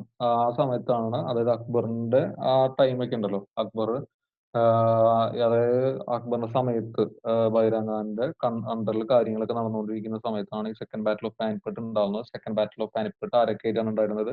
അതായത് ഹേമു എന്ന് പറഞ്ഞ ആള്, പുള്ളി മുഹമ്മദ് ഷാ ആദിൽ ഓഫ് ബംഗാളിന്റെ വാസിർ ആയിരുന്നു. വാസിർ എന്ന് പറഞ്ഞാൽ എന്താണെന്ന് നമുക്കറിയാം. അഫ്ഗാൻ എംപയർ ഏത് ഭാഗത്തായിരുന്നു ആ സമയത്ത്? അഫ്ഗാൻ എംപയർ ബംഗാൾ, ബീഹാർ ആ ഏരിയയിലൊക്കെ കുറച്ച് കാര്യങ്ങളൊക്കെ നമ്മൾ അന്ന് ഹുമയൂണായിട്ട് യുദ്ധം ഉണ്ടായിരുന്നുള്ള കാര്യങ്ങളൊക്കെ നമ്മൾ പഠിച്ചില്ലേ. അതായത് സെക്കൻഡ് ബാറ്റിൽ ഓഫ് പാനിപ്പട്ടിന് ശേഷമാണ് മുഗൾസ് മുഗൾ എംപയർ അവരെ സ്പേസ് ശരിക്കും ഇന്ത്യയിൽ ഉറപ്പിക്കുന്നത്. അതായത് ഹുമയൂണിന് ശേഷം, അതായത് ഹുമയൂണിന് ശേഷം അവര് കുറച്ച് ത്രട്ടൻഡ് ഫേസിലായിരുന്നല്ലോ. അതായത് നമ്മുടെ അഫ്ഗാൻ സേനയായിട്ടുള്ള യുദ്ധത്തിന് ശേഷം കുറച്ച് ത്രട്ടൻഡ് ഫേസിലായിരുന്നു. അതിനുശേഷം സെക്കൻഡ് ബാറ്റിൽ ഓഫ് പാനിപ്പട്ട് ബൈരംഗാന്റെ അണ്ടറിലായിരുന്നു. പിന്നെ നമ്മുടെ മുഗൾ ഡൈനാസ്റ്റി കുറച്ചും കൂടി ഇന്ത്യയിൽ സ്പേസ് ഉറപ്പിച്ചത്. പിന്നെ അക്ബറിന്റെ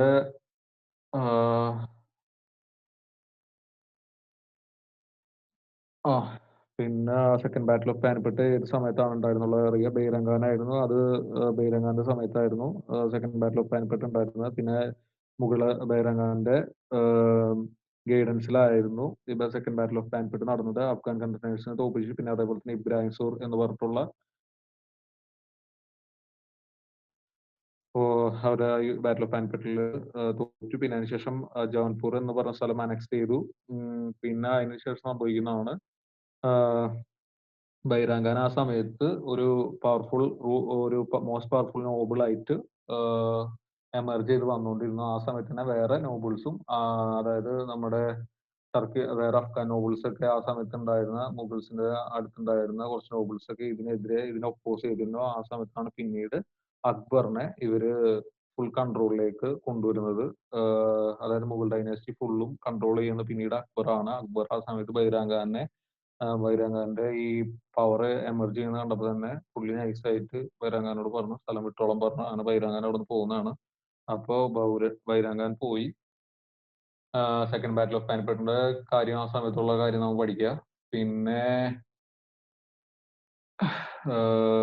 വേറെന്താ ഇതില്? പുള്ളീനെ അവിടെ നിന്ന് പറഞ്ഞയച്ചിട്ടുള്ള കാര്യം അത് നോക്കാം.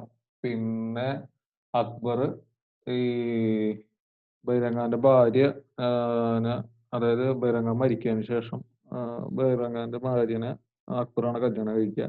അതിനുശേഷം അക്ബർ റൂളിലേക്ക് വന്നതിന് ശേഷം പുള്ളി കുറച്ച് ചാലഞ്ചസ് ഫേസ് ചെയ്യുന്നു. ഒന്ന്, ഈ നോബിൾസിന്റെ ഇടയിലുള്ള പൊളിറ്റിക്കൽ കോൺസ്പിറസിയും, പിന്നെ അതേപോലെ തന്നെ കുറച്ച് ഉസ്ബെക്കിസ്ഥാൻ സൈഡൊക്കെ എവിടെയാണെന്ന് അറിയാലോ.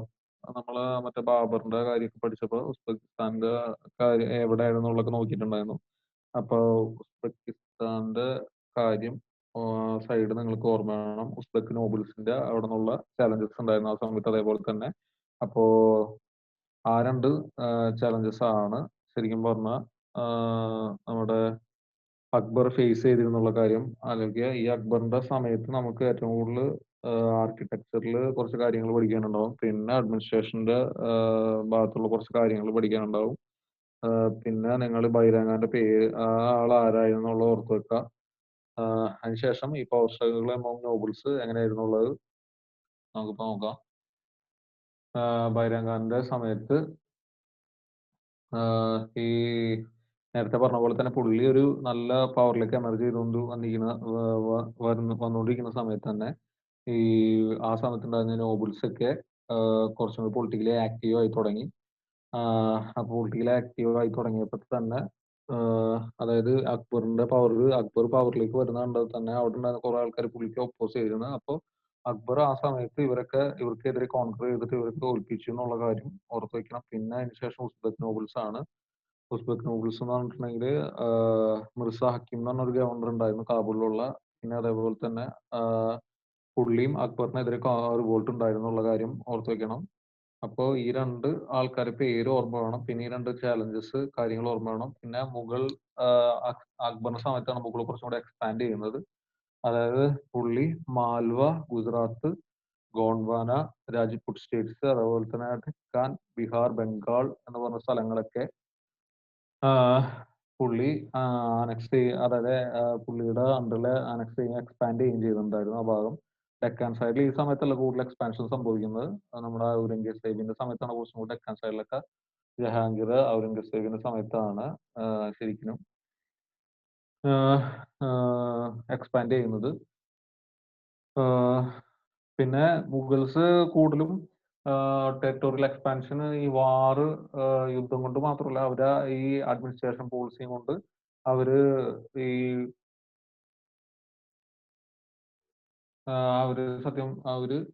എന്താ ആരോ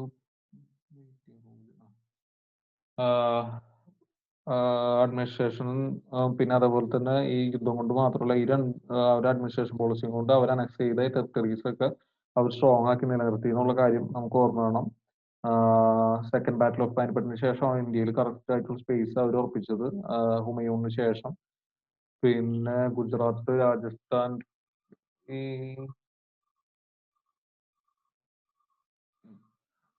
രാജസ്ഥാന് ആ കാര്യങ്ങളൊക്കെ. പിന്നെ മുഗൾ എക്സ്പാൻഷൻ അക്ബറിന്റെ സമയത്ത് മാൽവ, ഗുജറാത്ത്, ബീഹാർ ആൻഡ് ബംഗാൾ, ഗോണ്ട്വാന, രാജ്പുട്ട് സ്റ്റേറ്റ്സ്, ഡെക്കാൻ ആ ഭാഗത്തൊക്കെ പുള്ളിയുടെ അണ്ടറിലാണ് എക്സ്പാൻഷൻ നടന്നത്. ഓക്കെ. ചാലഞ്ചസ് ഫ്രം ഉസ്ബെക്ക് നോബിൾസിന്റെ കാര്യം. പിന്നെ മുഗൾ എക്സ്പാൻഷൻ, മാൽവ, ഗോണ്ട്വാന, രാജ്പുട്ട്, ഗുജറാത്ത്, ബീഹാർ ആൻഡ് ബംഗാൾ ആ സമയത്ത് പുള്ളി എക്സ്പാൻഷൻ നടന്നുള്ള കാര്യം ഓർത്ത് വെക്കണം. പിന്നെന്താ,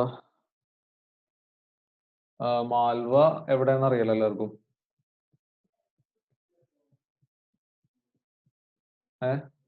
അറിയില്ലേ മാൽവ എവിടെയായിരുന്നുള്ളത്? മാൽവ പുള്ളി ഫസ്റ്റ് എക്സ്പെഡിഷൻ അങ്ങോട്ടാണ്. അതായത് ഗ്വാലിയർ എന്ന് പറഞ്ഞ ഫോർട്ട്, ഈ ഫോർട്ട് പിടിച്ചടക്കിയിട്ടുള്ള കാര്യങ്ങളൊക്കെ ഓർമ്മയില്ലേ? ചിറ്റൂർ ഫോർട്ട് ആ ഭാഗം, രക്തൻപൂർ, ഓർമ്മയുണ്ടോ അതൊക്കെ? പറ.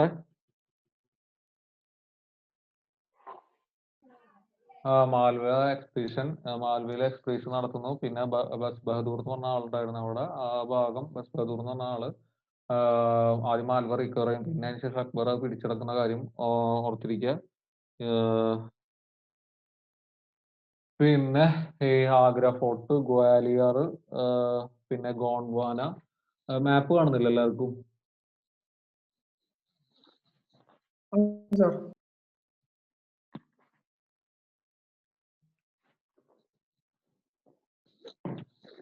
ഗോണ്ട്വാന, പിന്നെ ബേരാർ എന്ന് പറഞ്ഞ സ്ഥലങ്ങളൊക്കെ നിങ്ങൾ ജസ്റ്റ് മാപ്പ് നോക്കി പഠിക്കണം എവിടെയാണ് സിറ്റുവേറ്റ് ചെയ്തെന്നുള്ളത്. അതിനുശേഷം പുള്ളി ഗോണ്ട്വാന എന്ന് പറഞ്ഞ സ്ഥലം പുള്ളി എക്സ്പാൻഷൻ നടത്തും. അതായത് ഗോണ്ട്വാന എവിടം വരെ? നർമ്മദ വാലി, പിന്നെ മധ്യപ്രദേശിന്റെ നോർത്തേൺ പാർട്സും, പിന്നെ അതേപോലെ രജ്പുട്ട് പ്രിൻസിപ്പാലിറ്റീസ്, അതായത് ആ ഭാഗത്തൊക്കെ ഈ ഗോണ്ട്വാന കിങ്ഡം ആയിരുന്നു. ഗോണ്ട്വാന ശരിക്കും പറഞ്ഞ ഒരു ഇൻഡിപെൻഡന്റ് സ്റ്റേറ്റ് ആയിരുന്നു സെൻട്രൽ ഇന്ത്യയിലെ. അത് റാണി ദുർഗാവതി എന്ന് പറഞ്ഞിട്ടുള്ള ചണ്ടേല പ്രിൻസസ് ആണ് അത് റൂൾ ചെയ്യുന്ന ഇൻഡിപെൻഡന്റ് സ്റ്റേറ്റ്. അതിനുശേഷം അക്ബർ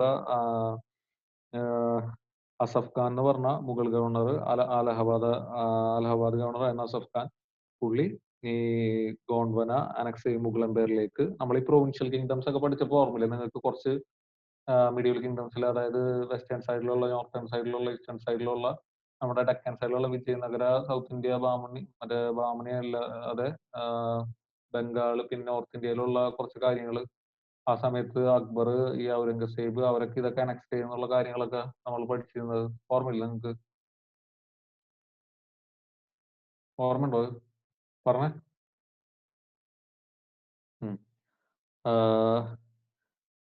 അതിനുശേഷം പുള്ളി രജ്പുട്ട് സ്റ്റേറ്റ്സ് ആണ് കോൺക്വസ്റ്റ് ചെയ്യുന്നത്.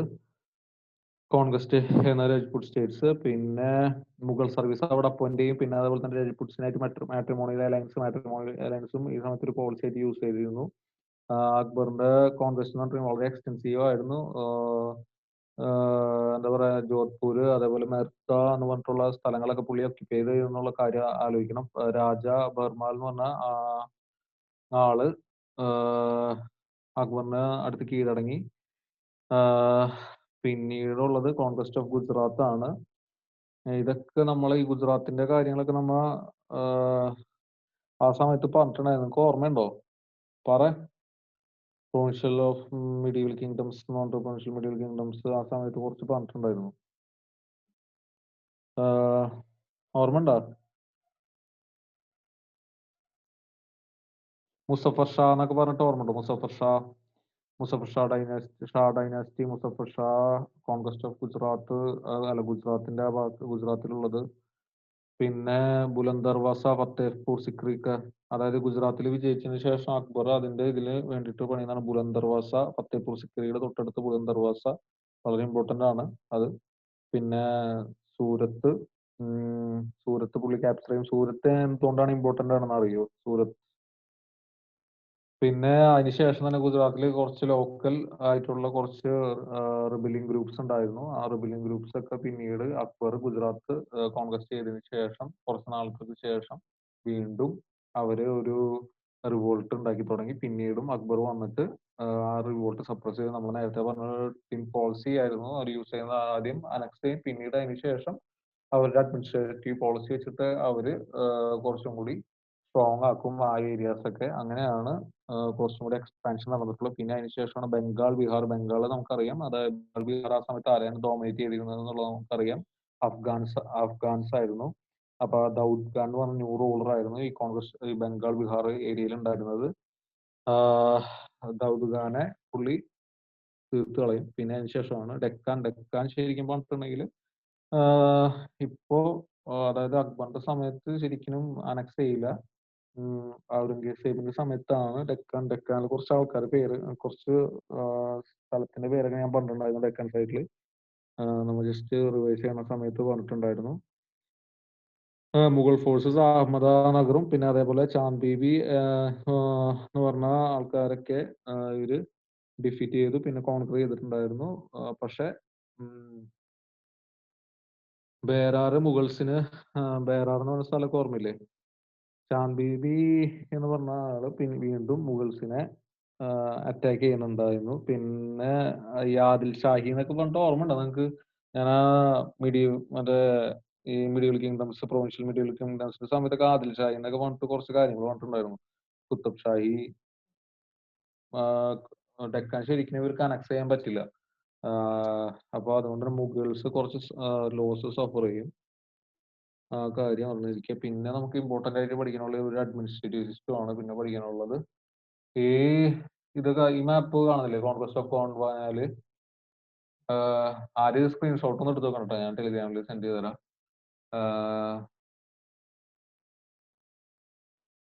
സൂറത്ത് കണ്ടില്ലേ നിങ്ങള്? ഹലോ,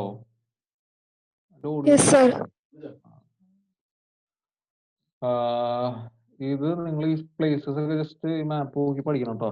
അപ്പോ ഈ എന്താ പറയാ, എന്തെങ്കിലും രീതിയിൽ ചോദ്യം വന്നു കഴിഞ്ഞാലേ, ഇപ്പൊ അങ്ങനെ ചോദിച്ചിട്ടില്ല, ചിലപ്പോ മാച്ച് ദ ഫോളോയിങ് അങ്ങനെ വരാറില്ല. പക്ഷെ എന്തെങ്കിലും രീതിയിൽ ഏതെങ്കിലും രീതിയിൽ മാച്ച് ദ ഫോളോയിങ് വെച്ച് ചോദിച്ചു കഴിഞ്ഞാലേ, ഇപ്പൊ അങ്ങനെ ചോദിച്ചിട്ടില്ല കുറച്ച് ആളായിട്ട്. അപ്പോ പിന്നെ അതുപോലെ രജ്പുട്ട് സ്റ്റേറ്റ്സിന്റെ കാര്യം നമ്മൾ പറഞ്ഞു, ഗുജറാത്തിന്റെ കാര്യം, പിന്നെ ഡെക്കാന്റെ കാര്യം പറഞ്ഞു. ദൗദ് ഖാന് നമ്മുടെ ബംഗാൾ, ബീഹാർ ഏരിയ ആ ഭാഗം ഓർമ്മ. പിന്നെ അടുത്ത നമുക്ക് പഠിക്കാനുള്ള അഡ്മിനിസ്ട്രേറ്റീവ് സിസ്റ്റം ആണ്. നമുക്ക് ബ്രേക്കിന് ശേഷം നോക്കാം. നിങ്ങൾ ഇതില് ഈ ആരായിട്ട് കോൺക്വസ്റ്റ് ഉണ്ടായി എന്നുള്ള കാര്യം, മാൽവ, ഗോണ്ട്വാന, ഗുജറാത്ത്, രാജസ്ഥാൻ സ്റ്റേറ്റ്സ്, ആ സ്ഥലങ്ങൾ നിങ്ങൾ മാപ്പ് നോക്കി കറക്റ്റ് ക്ലിയർ ആയിട്ട് പഠിച്ചിട്ടുണ്ടാവണം. പിന്നെന്താ, പിന്നെ നോബിൾസ് കൂടുതൽ നമുക്ക് വരാൻ ചാൻസ് കൂടുതലുള്ളത്, അതായത് നമ്മൾ previous year question paper discuss ചെയ്യുമ്പോൾ നിങ്ങൾക്ക് മനസ്സിലാവും. കൂടുതലും നമുക്ക് അഡ്മിനിസ്ട്രേറ്റീവ് സിസ്റ്റം ആണ് ഈ സമയത്ത് കൂടുതലും ഇമ്പോർട്ടൻ്റ് ആയിട്ടുള്ളത്. അത് നമുക്ക് ബ്രേക്ക് കഴിഞ്ഞിട്ട് നോക്കാം. ബ്രേക്ക് എടുത്തോ?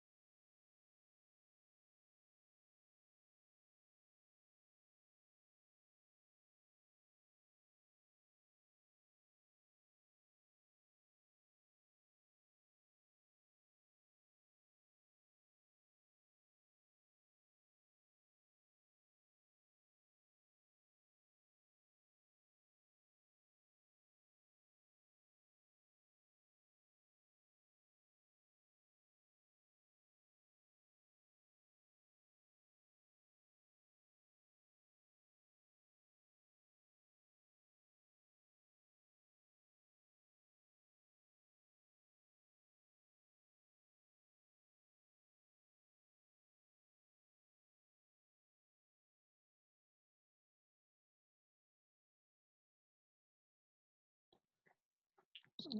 ഹലോ.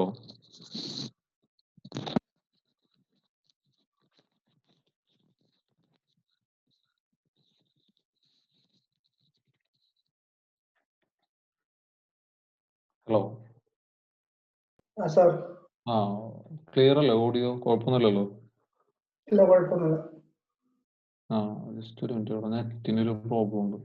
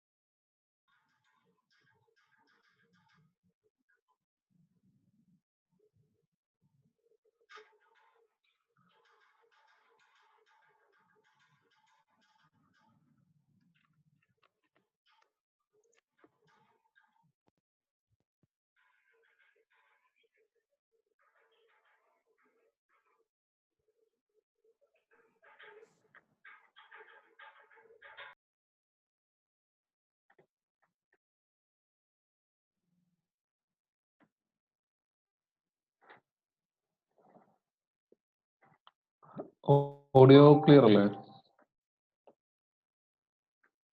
സാർ ക്ലിയർ ആണ്. ഓക്കെ.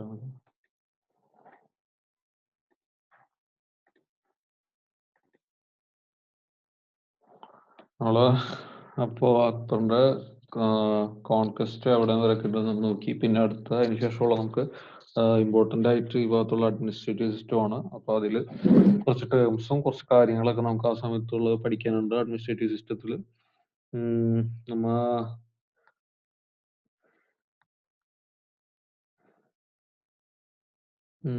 പിന്നെ അതേപോലെ തന്നെ അഡ്മിനിസ്ട്രേറ്റീവ് സിസ്റ്റം, പിന്നെ land revenue administration, mansabdari system, jagirdari system, പുള്ളിയുടെ റിലീജിയസ് പോളിസി, പിന്നെ കോർട്ടിലുള്ള നവരത്നാസിനെ കുറിച്ചിട്ടൊക്കെ ജസ്റ്റ് അറിയണം. അതായത് ഈ അക്ബർ ശരിക്കും പറഞ്ഞാൽ ബാക്കിയുള്ളവരെ പോലെ ഇതിൽ കുറച്ചുകൂടി ഡിപ്ലോമാറ്റിക് ആയിരുന്നു. അപ്പൊ എല്ലാവരുടെ അടുത്തും ഡിപ്ലോമാറ്റിക് റിലേഷൻ ഉണ്ടായിരുന്നു. പുള്ളിക്ക് അത്യാവശ്യം ലിബറൽ ആറ്റിറ്റ്യൂഡ് ആയിരുന്നു എല്ലാ കമ്മ്യൂണിറ്റീസിന്റെ അടുത്തും. അപ്പോ ഈ അനക്സ് ചെയ്ത ടെറിട്ടറിയിലൊക്കെ പുള്ളി അത്യാവശ്യം ഡിപ്ലോമാറ്റിക് റിലേഷൻസ് പിന്നെ അവരുമായിട്ടുള്ള ബോണ്ടും വളരെ സ്ട്രോങ് ആയിരുന്നു. അതായത് പേർഷ്യ, ആസാം, ബർമ, ഹിന്ദുഷ, ഹിമാലയ, പിന്നെ Godavari river, Himalayas to Godavari river ആ ഭാഗത്തും. പിന്നെ ആ സമയത്താണ് അത്യാവശ്യം പൊളിറ്റിക്കൽ ഇന്റഗ്രേഷനും കൾച്ചറൽ റിനൈസൻസ് ഒക്കെ വരുന്നത്. പുള്ളിയുടെ ലിബറലും എൻലൈറ്റൻഡും ആയിട്ടുള്ള ആറ്റിറ്റ്യൂഡ് സോഷ്യൽ സ്പിയർ അത്യാവശ്യം നല്ല രീതിയിൽ ഡെവലപ്ഡ് ആയി. പുള്ളിക്ക് ശേഷം ആണ് ജഹാംഗീർ അഡ്മിനിസ്ട്രേഷൻ സിസ്റ്റം കുറച്ചുകൂടി കൺസോളിഡേറ്റ് ചെയ്യുന്നത്. മുഗൾസിന്റെ ശരിക്കും അഡ്മിനിസ്ട്രേറ്റീവ് സിസ്റ്റം അവർ ഫോളോ ചെയ്യുന്ന കുറെ ഫീച്ചേഴ്സ് എടുത്തിരിക്കുന്നത് സുൽത്താനേറ്റും ഷെർഷാ സൂരീസ് അഡ്മിനിസ്ട്രേഷന്റെ ഇതിൽ നിന്നാണ് അവര് ഒരു അഡ്മിനിസ്ട്രേറ്റീവ് ഫീച്ചേഴ്സ് ഒക്കെ കുറെ സിസ്റ്റത്തിന്റെ കുറെ ഫീച്ചേഴ്സ് എടുത്തിട്ടുള്ളത്. സാധാരണ കാണുന്ന പോലെ തന്നെ ഒരു സെൻട്രലൈസ്ഡ് അഡ്മിനിസ്ട്രേറ്റീവ് സിസ്റ്റം ആയിരുന്നു. അതേപോലെ തന്നെ അവരുടെ അതായത് എംപയറിന്റെ ടെറിട്ടറീസ് ഒക്കെ ഡിവൈഡ് ചെയ്തിട്ടുണ്ടായിരുന്നു. പല ലാൻഡ്സ് ആയിട്ട് ഡിവൈഡ് ചെയ്യുന്നു. നമ്മൾ നേരത്തെ പറഞ്ഞ പോലെ ജാഗിർ, കലിസ എന്ന് പറഞ്ഞിട്ടുള്ള ലാൻഡ്സും ഇനാം എന്ന് പറഞ്ഞ ലാൻഡൊക്കെ നമ്മൾ എന്താ നോക്കി. പിന്നെ അതേപോലെ തന്നെ നേരത്തെ പറഞ്ഞ പോലെ തന്നെ സെൻട്രലൈസ്ഡ് അഡ്മിനിസ്ട്രേഷൻ. കാലിസ ആൻഡ് ജഗീർ എന്നൊക്കെ പറഞ്ഞാൽ എന്തായിരുന്നു? അതായത് ഈ ഒരു റവന്യൂ ലാൻഡ്സ് ആണ്. ഈ റവന്യൂ നേരെ റോയൽ കോർട്ടിലേക്കാണ് പോകുന്നത്. പിന്നെ ഇനാംസ് എന്ന് പറഞ്ഞിട്ടുണ്ടെങ്കിൽ റിലീജിയസ് മെൻസ്, അതായത് കുറച്ച് റിലീജിയസ് മെൻസിനെ പറയുന്ന ഉലേമാസ് എന്ന് എന്താണ് അവർ പറയാ, ഉലേമാസ്. ഇനാംസ് ഒക്കെ അവർക്കാണ് പോകുന്നത്. പിന്നെ സെൻട്രലൈസ്ഡ് അഡ്മിനിസ്ട്രേഷൻ ആണെന്നുള്ള കാര്യം ഓർമ്മ വേണം. എംപറർ ആയിരുന്നു ഈ അഡ്മിനിസ്ട്രേഷന്റെ മെയിൻ ഹെഡ്. പുള്ളി മിലിറ്ററിയും അതേപോലെ തന്നെ ജുഡീഷ്യൽ പവേഴ്സും കൺട്രോൾ ചെയ്തിരുന്നു. പിന്നെ അതിനുശേഷമാണ് വാസിർ വരുന്നത്. വാസിറിന് ശേഷമാണ് എംപറർ ഡിവൈഡ് ചെയ്ത് സെൻട്രൽ അഡ്മിനിസ്ട്രേഷനിൽ ആദ്യം എംപറർ, പിന്നെ സമാൻ, പിന്നെ ചീഫ് കാസി എന്ന് പറഞ്ഞ ആള് വരും. അങ്ങനെയാണ് ഈ അഡ്മിനിസ്ട്രേറ്റീവ് സിസ്റ്റം പോകുന്നത്. വാസിർ എന്ന് പറഞ്ഞിട്ടുണ്ടെങ്കിൽ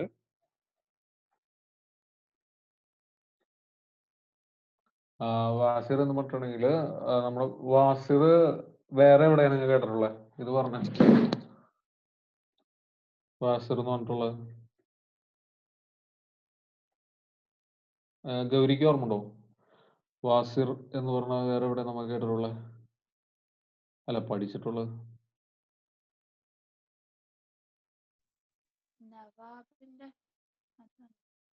നവാബോ? വാസിർ എന്ന് പറഞ്ഞിട്ടുണ്ടെങ്കിൽ ഓർമ്മയില്ലേ എവിടെ കേട്ടിട്ടുള്ളതെന്ന്? ഈ നമ്മുടെ ഫിറോസ് ഷാ തുഗ്ലക്കിന്റെ സമയത്തൊക്കെ വാസിർ എന്ന് പറഞ്ഞിട്ടുണ്ടെങ്കിൽ പ്രൈം മിനിസ്റ്റർ അല്ലെങ്കിൽ ആ സമയത്തുള്ള ഫിനാൻസ് ഡിപ്പാർട്ട്മെന്റ് ഒക്കെ ഹെഡ് ചെയ്ത ആൾക്കാർ, പിന്നെ അതുപോലെ പോസ്റ്റ് ഓഫ് നൈബ് എന്നൊക്കെ പറഞ്ഞിട്ടുള്ളത് നിങ്ങൾ ഓർത്തു വെക്കണം കേട്ടോ. അതൊക്കെ അതൊന്ന് വാസിർ. പിന്നെ പുള്ളിയായിരുന്നു ഈ റൂളറും അഡ്മിനിസ്ട്രേഷനും തമ്മിലുള്ള മേജർ ലിങ്ക്. ബാബർ ഹുമയൂണിന്റെ സമയത്തൊക്കെ വാസിർ അത്യാവശ്യം നല്ല പവർ ഉണ്ടായിരുന്നു, ഗ്രേറ്റ് പവേഴ്സ് ആയിരുന്നു ആ സമയത്ത്, ബാബറിന്റെ ഹുമയൂണിന്റെ സമയത്ത്. പിന്നെ മിർബക്ഷി എന്ന് പറഞ്ഞിട്ടുള്ളത് എന്താണെന്ന് ഓർമ്മ വേണം. മിർബക്ഷി എന്ന് പറഞ്ഞിട്ടുണ്ടെങ്കിൽ മിലിറ്ററി അഡ്മിനിസ്ട്രേഷനും പിന്നെ നോബിലിറ്റിയുടെ ഹെഡും ആയിരുന്നു മിർബക്ഷി എന്ന് പറഞ്ഞ. മിർബക്ഷി എന്ന് പറഞ്ഞ വീട് എപ്പോഴും ഓർത്തിരിക്കണം. പിന്നെ ബാരിറ്റ്സ്, നമ്മൾ ഇതിനെക്കാളും വേറെ എവിടെ നോക്കിയ ബാരിറ്റ്സ് എന്ന് പറഞ്ഞാൽ ഓർമ്മ ഉണ്ട്? ബാരിറ്റ്സ് എന്ന് പറഞ്ഞാൽ നമ്മൾ വേറൊരു സ്ഥലത്ത് നോക്കിയിട്ടുണ്ടായിരുന്നു. പിന്നെ നേരത്തെ പറഞ്ഞ പോലെ തന്നെ മിർസമാൻ എന്താണെന്നുള്ളതും, അതായത് officer in charge of the royal household ആണ് മിർസമാൻ എന്ന് പറഞ്ഞാൽ. പിന്നെ ചീഫ് കാസി ജുഡീഷ്യൽ ഡിപ്പാർട്ട്മെന്റ്സ് ഹെഡ് ചെയ്യുന്ന ആളുടെ പേര്. ഈ ടേംസ് ഒക്കെ നിങ്ങൾ ഓർത്തു വെക്കണം. ഇതൊന്നും ഇത്ര ആളായിട്ട് ചോദിച്ചിട്ടില്ല. ഈ മുത്തസീബ്സ് എന്നൊക്കെ പറഞ്ഞിട്ടുള്ള ഇതൊന്നും ചോദിച്ചിട്ടില്ല. നമുക്ക് ഗസ് ചെയ്തിട്ട് ആൻസർ ചെയ്യാനും കുറച്ച് ബുദ്ധിമുട്ടായിരിക്കുള്ളൂ. ഇത് നിങ്ങൾ കുറച്ചും കൂടി ഓർത്തു വെക്കണം. പിന്നെ സാധാരണ നിങ്ങൾ കാണാറുള്ള പോലെ തന്നെ പ്രൊവിൻഷ്യൽ അഡ്മിനിസ്ട്രേഷൻ അതെങ്ങനെയായിരുന്നു? പ്രൊവിൻസ്, പിന്നെ ഡിസ്ട്രിക്ട്, പിന്നെ പരാഗണാസ് എന്ന് പറഞ്ഞാൽ എന്താ, സബ് ഡിസ്ട്രിക്ട്സ് ആയിരുന്നു, പിന്നെ വില്ലേജ്. അപ്പൊ സുബ പ്രൊവിൻസ് എന്ന് പറഞ്ഞിട്ടുണ്ടെങ്കിൽ ഹെഡ് ചെയ്യുന്നത് സുബേദാർ ആയിരുന്നു. സുബേദാർസിനെ വേറൊരു പേര് ഇതിനേക്കാൾ മുമ്പ് പറഞ്ഞിട്ടുണ്ടായി. സുബേദാർസ് അല്ലാതെ വേറൊരു സമയത്ത് ഒരു പേര് പറഞ്ഞിട്ടുണ്ടായിരുന്നു, ഓർമ്മ ഉണ്ടോ? ഓർത്ത് നോക്കിയേ. സുബേദാർസ് അല്ലാതെ ഒരു ടി ഒക്കെ വെച്ചിട്ടൊരു പേര്, ടി തുടങ്ങുന്നത്. നിങ്ങൾ നോക്കിയിരുന്നോ മിഡീവൽ ഇന്ത്യ പിന്നീട് എപ്പോഴെങ്കിലും? ആരെങ്കിലും ഒന്ന് പറയാ, ചുമ്മാ.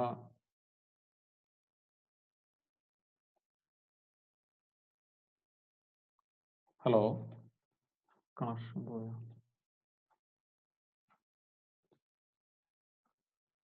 ഹലോ,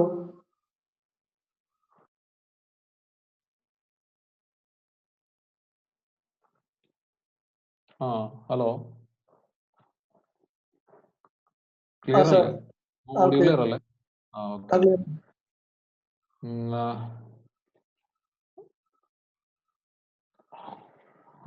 അപ്പോ ഇതറിയണം. അതായത് സാധാരണ എല്ലാവരിലും നമ്മൾ കാണാറുള്ള പ്രൊവിൻഷ്യൽ അഡ്മിനിസ്ട്രേഷൻ സുബാസ് എന്ന് പറഞ്ഞിട്ടുണ്ടെങ്കിൽ പ്രൊവിൻസ് ആണ്, അത് ഹെഡ് ചെയ്യുന്ന സുബേദാസ് എന്നറിയാം. പിന്നെ സർക്കാർ ഡിസ്ട്രിക്റ്റ് ആണെന്ന് അറിയാം, ഫൗജിദാർ. പിന്നെ മൽഗുസാർ എന്ന് പറഞ്ഞിട്ടുള്ള രണ്ടാൾക്കാരുടെ കാര്യങ്ങൾ. ഈ രണ്ട് ടേംസ് നിങ്ങൾ കാണാതെ പഠിച്ചിട്ടുണ്ടാവണം. നമ്മൾക്ക് ഇങ്ങനത്തെ ഇതിനൊക്കെ നമ്മൾ പഠിച്ച സാധനത്തിൽ നിന്നൊക്കെ നമുക്ക് ക്വസ്റ്റ്യൻസ് വന്നിട്ട് ഒരിക്കലും മിസ്സാകാൻ പാടില്ല. അത് മിസ്സായി കഴിഞ്ഞാൽ പിന്നെ നമ്മൾ കുറച്ചും കൂടി ബാക്കിലോട്ട് ആവും. ക്ലിയർ ആകാനുള്ള ചാൻസും കുറച്ച് കുറയും. കാരണം എല്ലാവർക്കും അറിയാവുന്ന കാര്യമായിരിക്കുള്ളൂ. ബേസിക് ആയിട്ടുള്ള മിക്ക കാര്യങ്ങളും എല്ലാ ആസ്പിരൻസും പഠിച്ചു വെച്ചിട്ടുണ്ടാവും. അപ്പൊ അതിൽ ഒരു കാര്യം പോലും നമുക്ക് മിസ്സാകാൻ പാടില്ല. അപ്പൊ ഇതൊക്കെ എന്തായാലും നിങ്ങൾ പഠിച്ചിട്ടുണ്ട്. മുക്താം എന്ന് പറഞ്ഞിട്ടുണ്ടെങ്കിൽ വില്ലേജ് ഹെഡ്മാൻ ആണ്.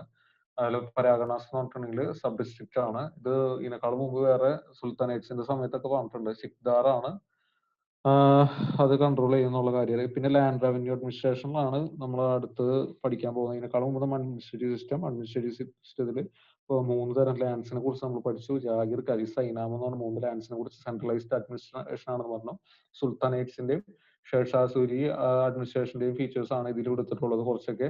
പിന്നെ എംബർ ആയിരുന്നു സുപ്രീം ഹെഡ്. പിന്നെ അദ്ദേഹത്തിന് ശേഷം വരുന്ന വാസിർ ആയിരുന്നു. വാസിർ ആണ് ഈ അതായത് ഈ റൂളറും പിന്നെ അതേപോലെ ബാക്കിയുള്ളവരും തമ്മിലുള്ള ഡയറക്റ്റ് ലിങ്ക് എന്ന് പറഞ്ഞിട്ടുള്ള വാസിറാണ്.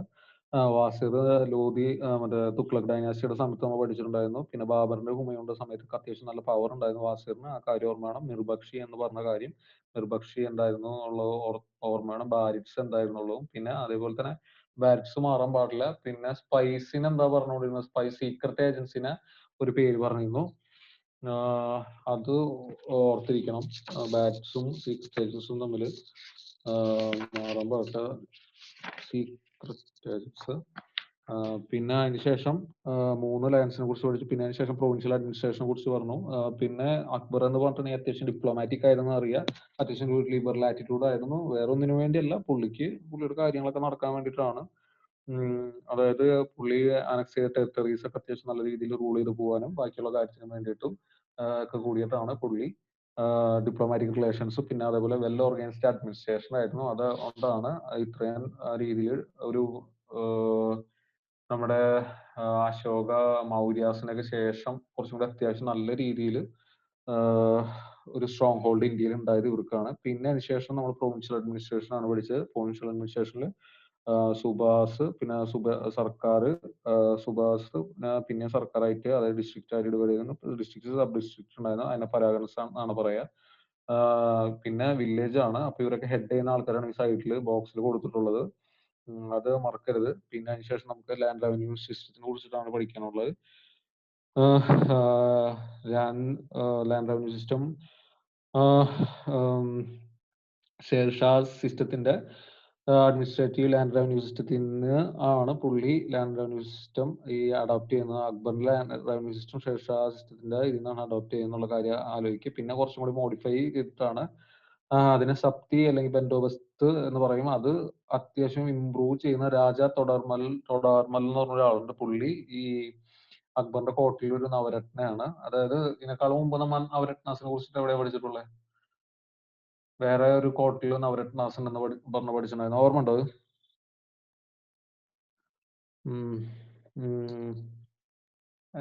ആരെങ്കിലും ഉണ്ടോ ക്ലാസ്സിൽ? ഉണ്ട് സർ. അഞ്ജലി ഒന്നുമില്ലേ ക്ലാസ്സിൽ? Yes sir.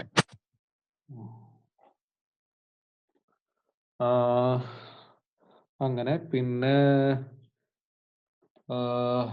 Land revenue system നമ്മൾ പറഞ്ഞു ഷേർഷാസുജിയുടെ അടുത്തുനിന്നാണ് എടുക്കുന്നത്. പിന്നെ സബ്സിഡി അല്ലെങ്കിൽ ബന്ദോബസ്ത് സിസ്റ്റം എന്നും കൂടി ഇനിയിപ്പോ പുള്ളി ആ സമയത്തുണ്ടാകുന്ന ലാൻഡ് റവന്യൂ സിസ്റ്റത്തിനെ പറയും. രാജ തൊഡർമൽ എന്ന് പറഞ്ഞിട്ടുണ്ടെങ്കിൽ നമ്മുടെ അക്ബറിന്റെ കോട്ടയിലെ നവരത്നാസിലെ ഒരു ആളാണ് തൊഡർമല്. പിന്നെ uniform system of land measurement കൊണ്ടുവരും. ഇതിനേക്കാളും മുമ്പ് ലാൻഡ് സർവേ ഇവിടെ ഉണ്ടായിരുന്നത് നമ്മൾ പഠിച്ചിട്ടുള്ളത് 1/3 to 1/6 ലാൻഡ് ക്വാളിറ്റി അനുസരിച്ച്, സർവേയുടെ ക്വാളിറ്റി അനുസരിച്ചാണ് അവർ റവന്യൂ കളക്ട് ചെയ്യുന്നത്. നമ്മുടെ വിജയനഗര കിങ്ഡംസിന്റെ സമയത്തായിരുന്നുള്ള അമർനായക സിസ്റ്റം, അതൊക്കെ ഓർമ്മ വേണം. പിന്നെ ക്ലാസിഫിക്കേഷൻ ഓഫ് ലാൻഡ്. പിന്നെ നിങ്ങൾ കുറച്ചും കൂടി അങ്ങോട്ട് പോയി കഴിയുമ്പോൾ അതായത് മോഡേൺ ഇന്ത്യയിൽ ഈ ലാൻഡ് സിസ്റ്റം എന്നൊക്കെ പറഞ്ഞിട്ടുള്ള കുറച്ച് സിസ്റ്റംസ് ഉണ്ട്. ആ സമയത്ത് നിങ്ങൾ ഇതിനെ കുറിച്ച് പഠിക്കും. ഇതേപോലെ തന്നെ 1/3 ഓഫ് ദ ആവറേജ് പ്രൊഡ്യൂസ് ആയിരുന്നു. മോസ്റ്റ്ലി ക്യാഷ് ആയിരുന്നു. പിന്നെ ദസാല സിസ്റ്റം അക്ബർ ഇൻട്രൊഡ്യൂസ് ചെയ്യുന്നത്, അതായത് ബേസ്ഡ് ഓഫ് പാസ്റ്റ് 10 years വെച്ചിട്ടാണ് ആ ആവറേജ് ഈൽഡിന്റെ റവന്യൂ കളക്ട് ചെയ്യുന്നത്. പിന്നെ വേറെ ബത്തായ്സ് ഓർ കൽബക്ഷി എന്ന് പറഞ്ഞിട്ടുള്ള റവന്യൂ സിസ്റ്റത്തിനെ കുറിച്ച് ഓർത്തു വെക്കുക. പിന്നെ ലാൻഡ് 4 കാറ്റഗറീസ് ആയിട്ട് ഡിവൈഡ് ചെയ്തിട്ടുണ്ടായിരുന്നു. പൊലാജ്, പരാതി, ചച്ചാർ, ബഞ്ചാർ എന്ന് പറഞ്ഞിട്ടുള്ളത്. ഇത് എന്താ പറയാ, ഇതായിട്ട് ജസ്റ്റ് പൊലാജ് അല്ലെങ്കിൽ എന്താണെന്നുള്ളതും, അല്ലെങ്കിൽ ഇത് ആദ്യ ടൈമിലാണെന്നുള്ളതൊക്കെ ചിലപ്പോൾ ചോദിക്കുമായിരിക്കും. അല്ലെങ്കിൽ ഇത് എന്തായിരുന്നുള്ള കാര്യം ഒരു സ്റ്റേറ്റ്മെന്റിന്റെ ഉള്ളിൽ ഇതും പിന്നെ വേറെ ചിലപ്പോൾ വേറെ തെറ്റായിട്ടുള്ള ഒരു വേർഡും കൂടി വെച്ചിട്ട് ചിലപ്പോൾ ഒരു സ്റ്റേറ്റ്മെന്റ് തരാം. അപ്പോൾ ഈ 4 ടൈപ്സ് ഓഫ് കാറ്റഗറീസിലുള്ള ലാൻഡ്സിനെ കുറിച്ചിട്ട് നമ്മൾ പഠിക്കണം. പിന്നെ അടുത്ത് നമുക്ക് പഠിക്കാനുള്ള മൻസബ്ദാരി സിസ്റ്റം ആണ്. മൻസബ്ദാരി സിസ്റ്റം അക്ബറാണ് ഇൻട്രൊഡ്യൂസ് ചെയ്യുന്നത്. മൻസബ്ദാരി സിസ്റ്റം അതായത് മൻസബ് എന്ന് പറഞ്ഞിട്ടുണ്ടെങ്കിൽ റാങ്ക് ആണ്. മൻസബ്ദാർ എന്ന് പറഞ്ഞിട്ടുണ്ടെങ്കിൽ ഓഫീസേഴ്സ് ആണ്. മൻസബ് ഇക്തദാരി സിസ്റ്റം എങ്ങനെയായിരുന്നു? ഇക്തദാരി സിസ്റ്റം ഹെറിഡിറ്ററി ആയിരുന്നോ? അത് നോക്ക് നിങ്ങൾ എന്തായാലും. മൻസബ് റാങ്ക് ഹെറിഡിറ്ററി ആയിരുന്നില്ല. മൻസബ് സിസ്റ്റം ഹെറിഡിറ്ററി ആയിരുന്നില്ല എന്നുള്ള കാര്യം, മൻസബ് റാങ്ക് ഹെറിഡിറ്ററി ആയിരുന്നില്ല എന്നുള്ള കാര്യം ഓർമ്മ വേണം. പിന്നെ അതേപോലെ മൻസബ്ദാർ എന്ന് പറഞ്ഞിട്ടുണ്ടെങ്കിൽ നമ്മൾ ഇപ്പോഴത്തെ അഡ്മിനിസ്ട്രേഷൻ പോലെയാണ്. അതായത് അവരൊരു സ്ഥലത്തുണ്ടാവും, പിന്നെ അതുപോലെ അവരെ ട്രാൻസ്ഫർ ചെയ്യാൻ പറ്റും. ആ കാര്യം ഓർമ്മ വേണം. പിന്നെ ഇവര് ഹെറിഡിറ്ററി എല്ലാം എന്നുള്ള കാര്യം വേണം. ഓർമ്മ ബ്യൂറോക്രാറ്റിക് റൂൾ ആയിരുന്നു. പിന്നെ സിവിലും മിലിറ്ററി റൂൾസും അവര് നോക്കിയിരുന്നു മൻസബ്ദാരി സിസ്റ്റത്തിൽ. പിന്നെ മുഗൾസ് ഈ മൻസബിലേക്ക് വരാനായിട്ട് എൻറോൾ ചെയ്തിരുന്നു. എന്താ ഇതിന് പറയാ, എൻറോൾ ചെയ്തിരുന്നു. മൻസബ്ദാര ആവാനായിട്ട് എൻറോൾ ചെയ്തിരുന്നു. അപ്പൊ എൻറോൾ ചെയ്യാനായിട്ടൊരു പെറ്റീഷൻ കൊടുക്കും. ആ പെറ്റീഷന് പറയുന്ന പേരാണ് തജ്വീസ് എന്ന് പറയുന്നത്. തജ്വീസ് എന്നാണ് ആ പെറ്റീഷനെ പറയുന്നത്. ആ പെറ്റീഷൻ മുഖാന്തരമാണ് ഇവര് ഈ മൻസബ്ദാരി സിസ്റ്റത്തിലേക്ക് വരുന്നത്. മൻസബ് എന്ന് പറഞ്ഞ റാങ്ക് അല്ലെങ്കിൽ ഒരു പൊസിഷനാണ് പറയുന്നത്. ഹയർ മൻസബ് ആവുമ്പോൾ സാലറിയും കൂടും. പിന്നെ അതേപോലെ തന്നെ റാങ്ക്, ഈ മൻസബിന്റെ റാങ്ക് സത്സും അല്ലെങ്കിൽ സവാരായിട്ടും ഡിവൈഡ് ചെയ്യും.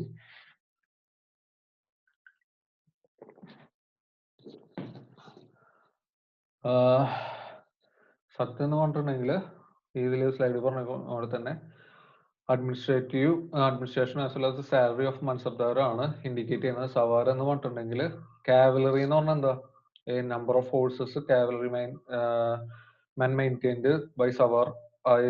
കാവലറി റാങ്ക് ആണ് സവാർ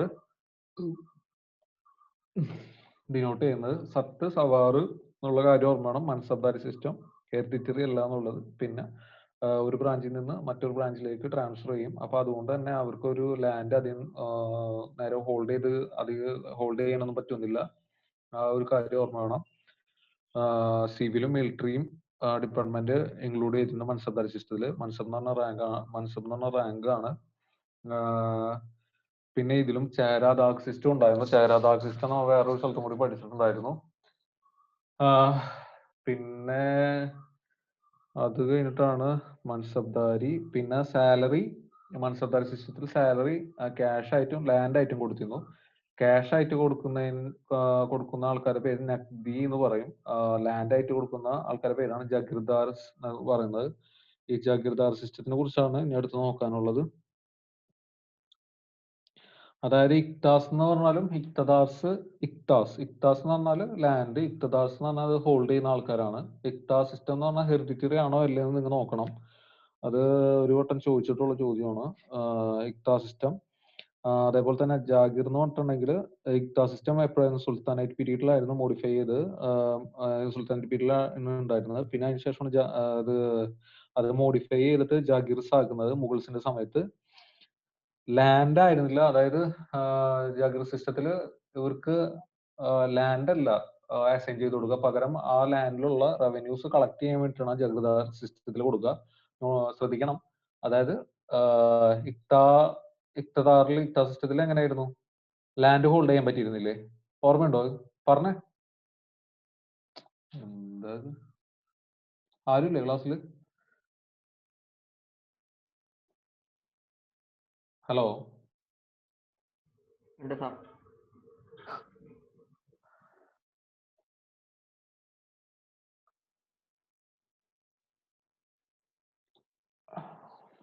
ഇക്താ സിസ്റ്റം അതിൽ ലാൻഡ് ആയിരുന്നു ഹോൾഡ് ചെയ്യാൻ പറ്റും. പക്ഷെ നമ്മുടെ ജഗിർദാരി സിസ്റ്റത്തിൽ റൈറ്റ്സ് ആണ് കൊടുക്കുന്നത്. ആ കാര്യം നിങ്ങൾ ഓർമ്മ വേണം. പിന്നെ ഏരിയാസ് അസൈൻ ചെയ്ത് കൊടുക്കുന്ന, അതായത് നേരത്തെ പറഞ്ഞ പോലെ ഹോൾഡ് ചെയ്തിരിക്കുന്ന ഏരിയാസിനാണ് ജാഗിർസ് എന്ന് പറയുന്നത്.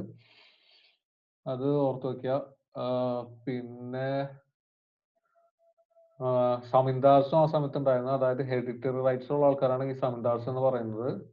അവര് ഈ പെസൻസിന്റെ അടുത്ത് നിന്ന് ഡയറക്റ്റ് ആയിട്ട് ഈ റവന്യൂ കളക്ട് ചെയ്യുന്നത്, അതായത് ആവശ്യപ്പെട്ടിരുന്നു. 10 മുതൽ 25% വരെ ഡിഫറെന്റ് പാർട്സ് ഓഫ് ദ കൺട്രിയിൽ ഉണ്ടായിട്ടുള്ളതെന്ന് ആലോചിക്കുക.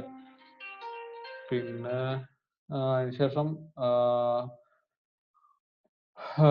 സമീന്ദാർസും ജാഗീർദാറിനെ അസിസ്റ്റ് ചെയ്തിരുന്നു റവന്യൂ കളക്ട് ചെയ്യാനായിട്ടുള്ളത്. പിന്നെ അടുത്ത റിലീജിയസ് പോളിസിയാണ്. റിലീജിയസ് പോളിസി കഴിഞ്ഞു.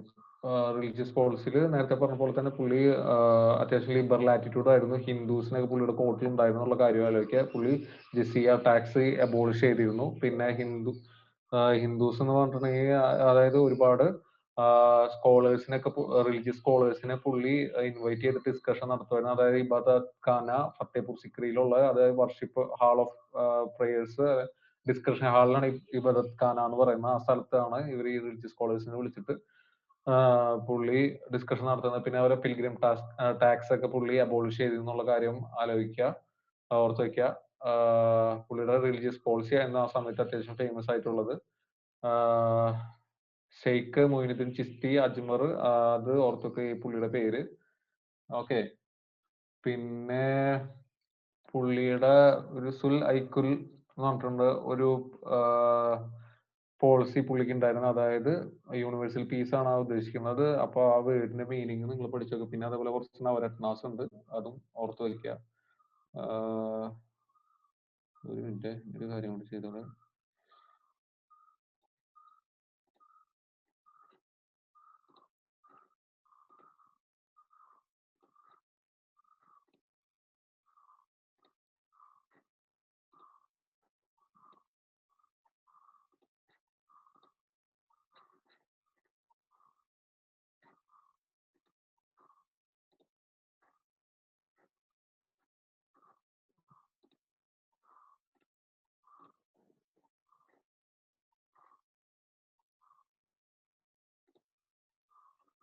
ഈ സ്ലൈഡ് കാണുന്നില്ല എല്ലാവർക്കും?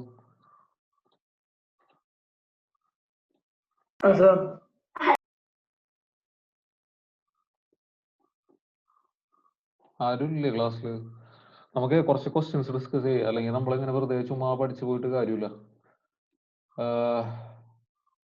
എല്ലാരും ഓക്കെ അല്ലേ? എല്ലാരും ഇല്ലേ ക്ലാസ്സിൽ? പറ, എന്നിട്ട് ക്വസ്റ്റ്യൻസ് നോക്കാനായിരുന്നു.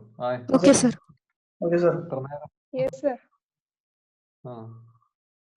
നിങ്ങൾക്ക് ഇതുവരെ എടുത്തത് മനസ്സിലായോ? നമ്മൾ ഈ ജാഗ്രതാരി സിസ്റ്റം എന്താണെന്ന് ഓർമ്മ വേണം. പിന്നെ ഇക്തദാർ സിസ്റ്റം തമ്മിലുള്ള വ്യത്യാസം എന്താണെന്ന് ഓർമ്മ വേണം. നിങ്ങൾക്ക് ഇത് ഇൽബാരി ട്രൈബൊക്കെ ഓർമ്മയുണ്ടോ? നിങ്ങൾക്ക് ഏത് സമയത്താണ് വന്നതെന്നുള്ളതൊക്കെ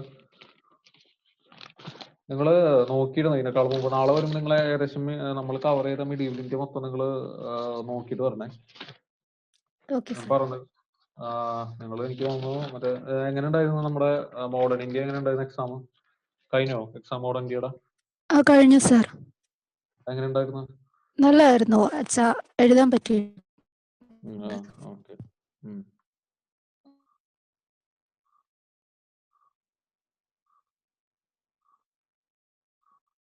എല്ലാവരും ഇല്ലേ?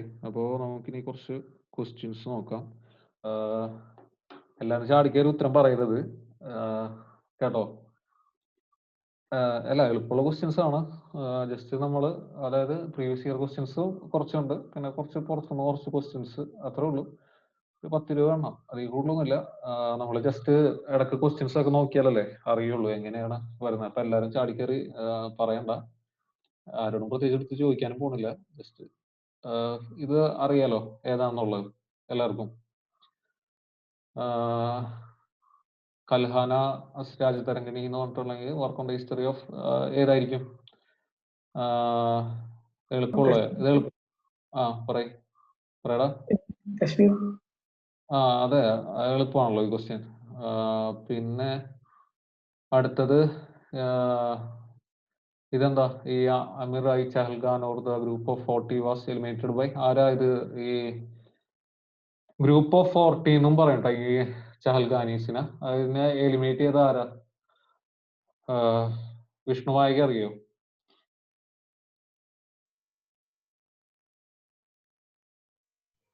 ഇല്ല സർ. ഒരു മിനിറ്റ്. വൈഷ്ണവില്ലേ? വൈഷ്ണവ്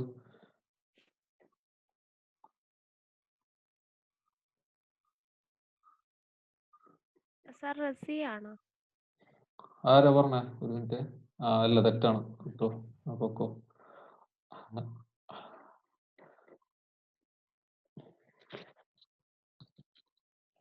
വൈഷ്ണവില്ലേ?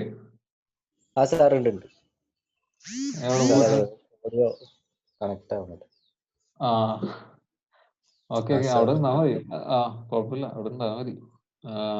അടുത്തത് നമ്മുടെ അക്ഷയ് ടീജെ ആരാണ്? ഇതിന്റെ ആൻസർ പറഞ്ഞ അക്ഷയ് ടീജെ.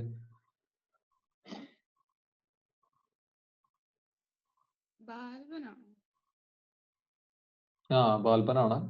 എന്തുകൊണ്ടാ? ബാൽബനെ എലിമിനേറ്റ് ചെയ്യാനുള്ള Balban one of the noble ആയിരുന്നുള്ള കാര്യം നിങ്ങൾക്ക് അറിഞ്ഞൂടെ. പിന്നെ പുള്ളിക്ക് ആ സമയത്ത് പവറിലേക്ക് വരണം. അപ്പൊ ഈ നോബിൾസ് ആണല്ലോ എല്ലാ സമയത്തും ഒപ്പോസ് ചെയ്ത് നിന്നിരുന്നത്. അതായത് ആ സമയത്ത് നിങ്ങൾക്ക് അറിയാം റസിയ വന്നപ്പോഴും നോബിൾസ് ഒപ്പോസ് ചെയ്യുന്നുള്ള കാര്യം നമ്മൾ നേരത്തെ നോക്കിയിരുന്നു. അപ്പൊ ഈ നോബിൾസിനെ എങ്ങനെയാണെന്ന് വെച്ചിട്ടുണ്ടെങ്കിൽ ഒരു പപ്പറ്റിനാണ് ഈ കിങ് ആയിട്ട് വേണ്ടത്. അപ്പോൾ ബാൽബൻ പക്ഷെ അങ്ങനെയല്ല, അത്യാവശ്യം ഹാർഷ് ആയിരുന്നു ആള്. ആ കാര്യം ഓർമ്മ വേണം. പിന്നെ മൂന്നാമത്തെ ഒരു ക്വസ്റ്റ്യൻ നോക്കി, the battle that led the foundation of Muslim power in India was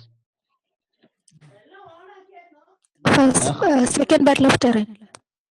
second battle of Tarain ആണ്. അതിന്റെ ഇമ്പാക്ട്സ് എന്താണെന്ന് നമ്മൾ നോക്കിയിട്ടുണ്ടായിരുന്നു.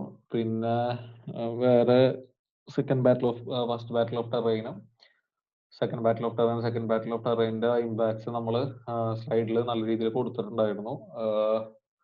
എന്തൊക്കെയായിരുന്നു ഇമ്പാക്ട്സ് എന്നുള്ളത് മറക്കരുത്. ഗോറി ഗസ്നിയൊക്കെ ബോളൻ പാസ്, കൈബർ പാസ്, ഇത് നിങ്ങൾക്ക് ഓർമ്മ വേണം. ബോളൻ പാസും കൈബർ പാസും ഒക്കെ ഏത് ഭാഗത്തുള്ളതാണെന്നും ഭാഗത്ത് കൂടെയാണ് ഇത് വന്നതെന്നുള്ള കാര്യം ഓർത്ത് വെക്കുക. പിന്നെ അടുത്ത question, the Muslim adventurer who destroyed the Nalanda University was ആരായിരുന്നു? മുസ്ലിം അഡ്വഞ്ചർ ആരാണ്? ആരത് പറയാ?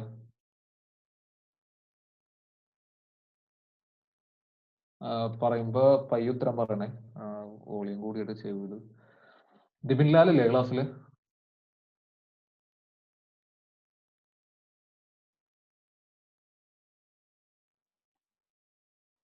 Nitin K sir Alauddin Khilji. ദിബിൻ ലാൽ അല്ലേ പറയുന്നത്?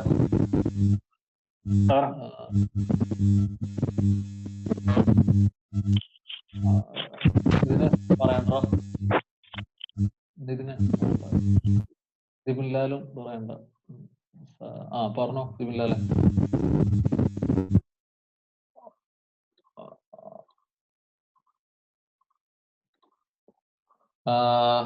പറ, ആരാ ഉത്തരം പറയുന്ന?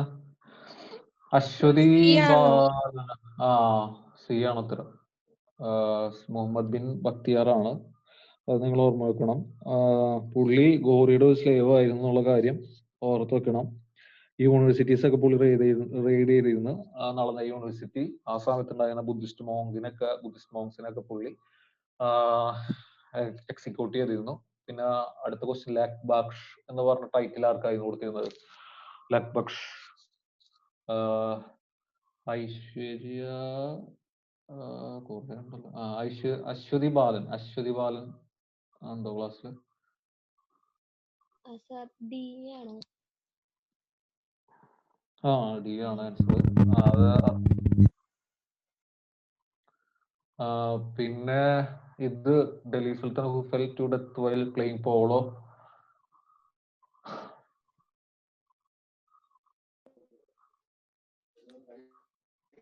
സർ കുത്തുബുദ്ദീൻ ഐബക്ക്. കുത്തുബുദ്ദീൻ ഐബക്ക്, ചൗഹാൻ, പോളോ, അത് ഓർമ്മ വേണം. പിന്നെ silver coin tanka was introduced by. ഇത് ജസ്റ്റ് ഞാൻ ബേസിക് ആയിട്ടുള്ള കുറച്ച് ക്വസ്റ്റ്യൻസ് പുറത്തുനിന്ന് പല ഇൻസ്റ്റിറ്റ്യൂട്ടിൽ നിന്ന് എടുത്തിട്ടാണ്. ജസ്റ്റ് നമുക്കൊന്ന് ജസ്റ്റ് റിവൈസ് ചെയ്യാൻ പറ്റും. Silver coin tanka was introduced by Anusha ഇല്ല, Anusha MP.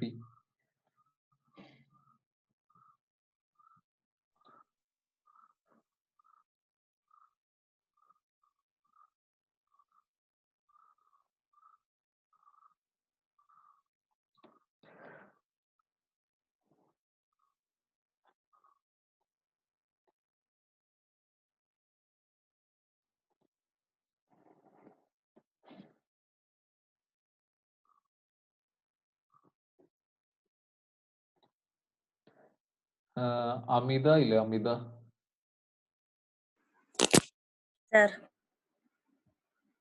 Silver coin tanka was introduced by.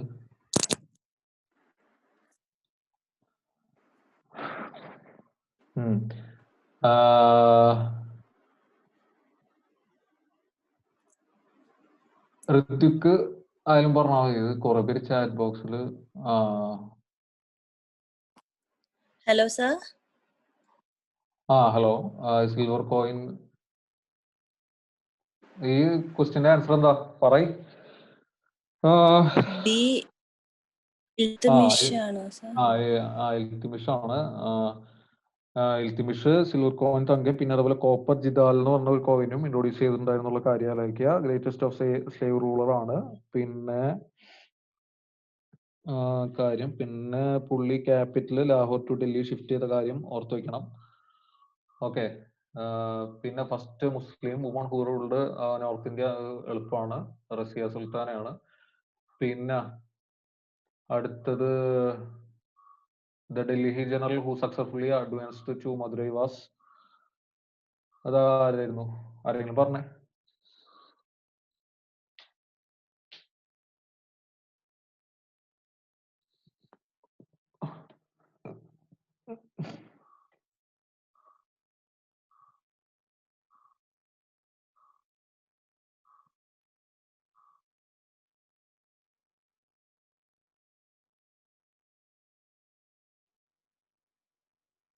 ആരായിരുന്നു? അഞ്ജലിക്ക് അറിയോ? ഇല്ല സർ. തുഗ്ലക് ആണോ?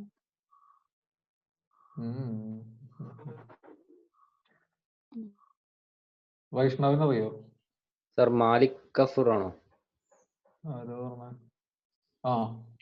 General, Delhi general. മാലിക് കഫൂർ ആണ്. അറിയാലോ മാലിക് കഫൂർ എപ്പോഴാണ് ഉണ്ടായിരുന്നുള്ളതൊക്കെ അറിയാലോ. അലാവുദ്ദീൻ ഖിൽജിന്റെ. ഓക്കെ. പിന്നെ which of the Delhi sultan pursued policy of blood and eigen?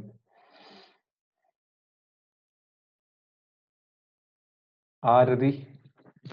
ഇതൊക്കെ വളരെ എളുപ്പമുള്ള ക്വസ്റ്റ്യൻസ് ഉണ്ടോ നമ്മളിങ്ങനെ നോക്കുന്നത്.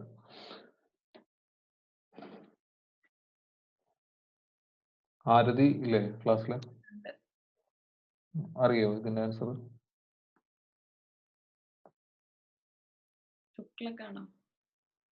അല്ല.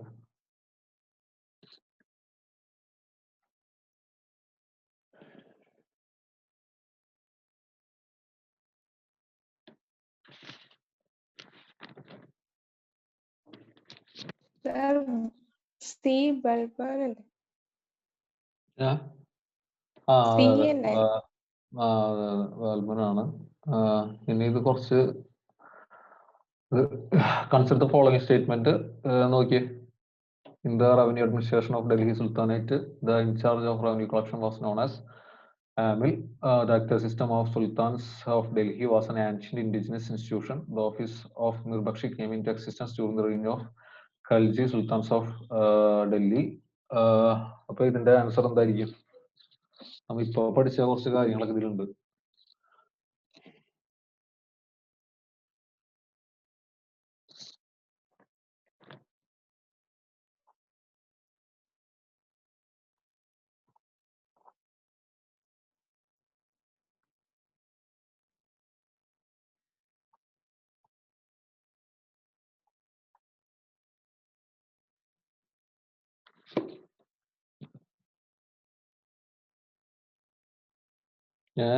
ഹലോ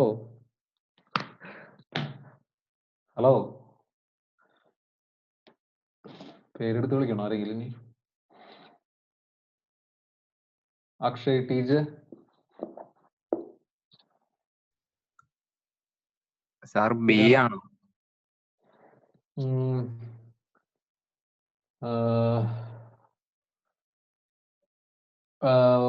മറ്റേ തേർഡ് ഓപ്ഷന് എല്ലാവർക്കും അറിയാലോ.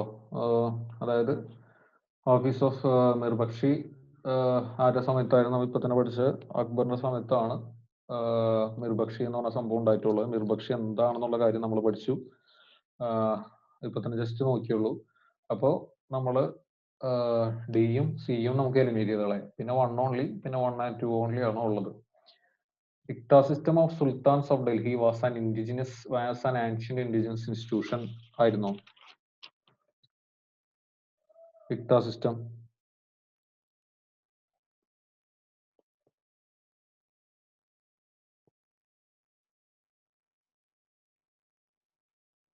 പറ. റോങ് അല്ല. ആ പറയ്, എന്തെങ്കിലുമൊക്കെ പറയ്, തെറ്റിക്കോട്ടെ.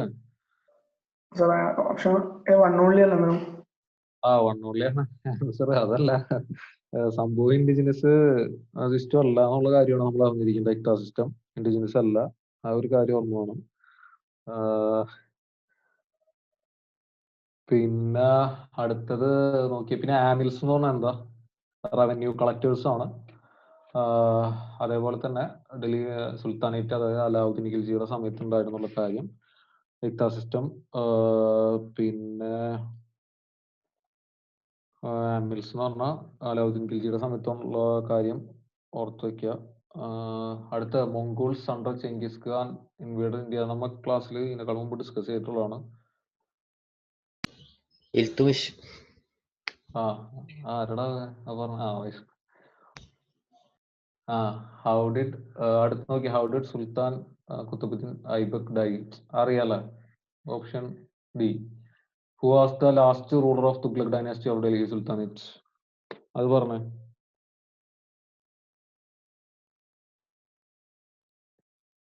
ലാസ്റ്റ് റൂളർ ആരായിരുന്നു?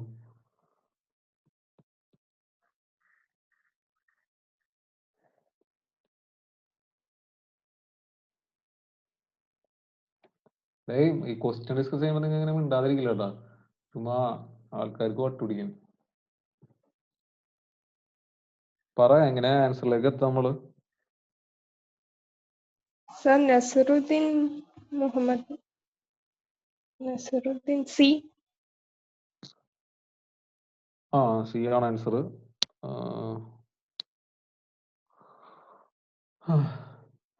Nasaruddin Muhammad last ruler of Tughlaq dynasty ആണെന്ന് അറിയാം. പിന്നെ ബാൽബൻ പുള്ളിയുടെ അണ്ടറിൽ സെർവ് ചെയ്തെന്നുള്ള കാര്യം ഓർമ്മ വേണം. നസറുദ്ദീൻ മുഹമ്മദ്, തുഗ്ലക്, തൈമൂർ ഇൻവേഷൻ, അതിനുശേഷം തുഗ്ലക് ഡൈനാസ്റ്റി ഡിക്ലൈൻ ഫേസിലേക്ക് പോകുന്ന കാര്യം.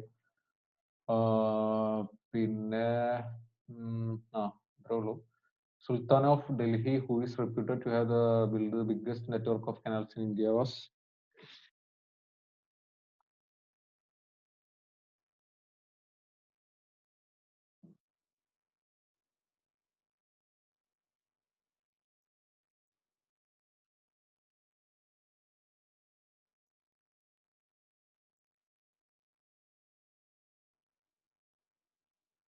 ആരാ?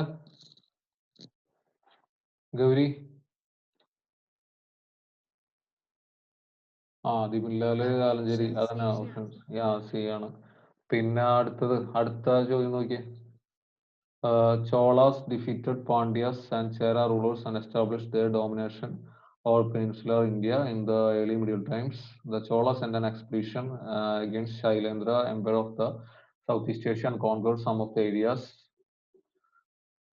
ചോളാസ് നമ്മൾ നേരത്തെ പറഞ്ഞ പോലെ തന്നെ നോർത്ത് ഇന്ത്യയിലത്തെ മെഡീവൽ പീരീഡ് നമ്മൾ ഡിസ്കസ് ചെയ്ത പോലെ തന്നെ സദേൺ പാർട്ടിൽ ചോളാസ് അത്യാവശ്യം പവർഫുൾ ആയിരുന്നു. പാണ്ഡ്യാസ് ചേരാസിനൊക്കെ ഒതുക്കിയിട്ട് അവരാണ് ആ ഭാഗം അത്യാവശ്യം റൂൾ ചെയ്തത്. അപ്പോൾ ഫസ്റ്റ് ഓപ്ഷൻ കറക്റ്റ് ആണ്.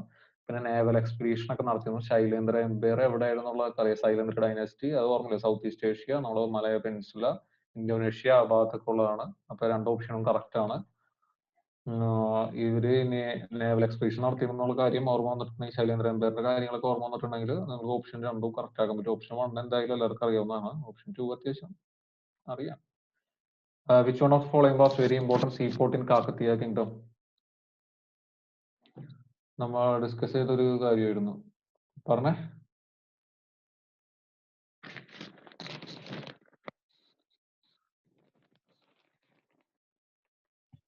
സർ ബി ആണ്.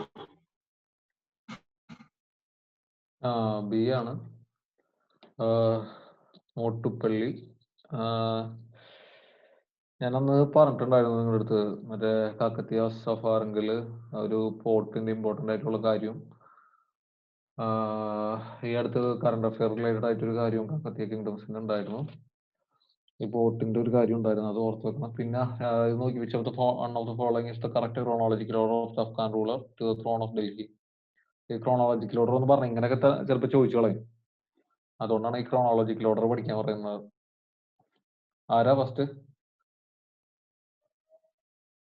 ആരെങ്കിലും പറയ്, ചുമ്മാ ക്വസ്റ്റ്യൻ ഇട്ടിട്ട് ഒരാൾ മിണ്ടുന്നില്ല. ക്ലാസ് എടുക്കുമ്പോഴും പിന്നെ കുഴപ്പമില്ല. ക്ലാസ് എടുക്കുമ്പോ സാർ സി അല്ലേ? അയ്യോ സി സാർ സെക്കൻഡ് അല്ലേ ചോദിച്ചത്? സെക്കൻഡ് ക്വസ്റ്റ്യൻ അല്ലേ ചോദിച്ചത്? Which one of the following is the correct? Anjali ഇല്ലേ ക്ലാസ്? ഇതാരാ പറഞ്ഞപ്പോ? ഞാൻ വൈഷ്ണവൻ. പറയടാ. Sir, C അല്ലേ? സിക്കന്ദർ. സി അല്ലേ ആൻസർ? ലോധി, ബ്രാൻ ലോധി. അതെ. ഇതോ ഇങ്ങനത്തെ ഈ അസേർഷനും റീസണും മാത്രമുള്ള ഈ ക്വസ്റ്റ്യൻസ് ഇപ്പൊ ചോദിക്കാറില്ല കേട്ടോ. ഇത് ഒരു കുറെ കാലത്തിന് മുമ്പുള്ള ക്വസ്റ്റ്യൻസ് ആണ്. ഇപ്പോ 2017, 18, 19, 16, 15 ആ സമയത്തൊന്നും അങ്ങനെ ചോദിക്കുന്നില്ല. സമയം 16, 16 സമയത്തൊന്നും തുടങ്ങുന്ന ഈ അസേർഷൻ റീസൺ ഇതില്ല. ഇതിന്റെ ആൻസർ എന്താണ്?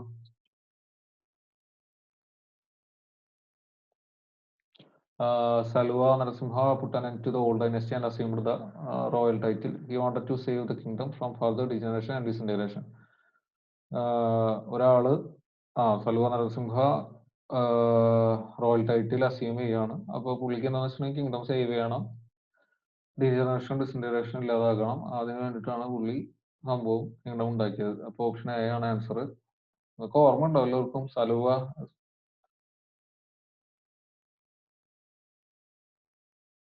ഇത്രേ ഉള്ളൂ, കുറച്ച് ക്വസ്റ്റ്യൻസ് ഉള്ളൂ. ഇനി ബാക്കിയുള്ള പ്രീവിയസ് ഇയറും പിന്നെ ഉള്ള ക്വസ്റ്റ്യൻസ് ഒക്കെ നമുക്ക് വരും ക്ലാസ്സുകളിൽ ഓരോന്നായിട്ട് ഡിസ്കസ് ചെയ്ത് പോവാം. അല്ലെങ്കിൽ നമ്മള് ചുമ്മാ ഇങ്ങനെ കുറേ നോക്കിയിട്ട് കാര്യമില്ല. ഒരു മിനിറ്റ്.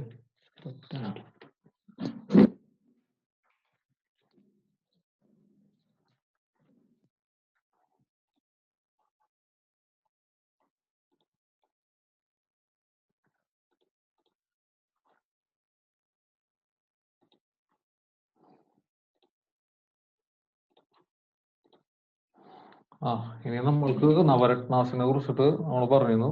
അതിൽ ഉള്ള നവരത്നാസ് ആണ് അബുൽ ഫസൽ, ഫൈസി, ഫക്കീർ, അസിയാവുദ്ദീൻ. പുള്ളി ഒരു സൂഫി മിസ്റ്റിക് ആണ്. പിന്നെ ടാൻസൺ ഇമ്പോർട്ടന്റ് ആണ്. ടാൻസനെ കുറിച്ച് പഠിച്ചു. രാജ ടോഡർമറിൽ നമ്മൾ കുറച്ച് നേരത്തെ മുമ്പ് പഠിച്ചിട്ടുണ്ടായിരുന്നു. ഫിനാൻസ് മിനിസ്റ്റർ ആണ്.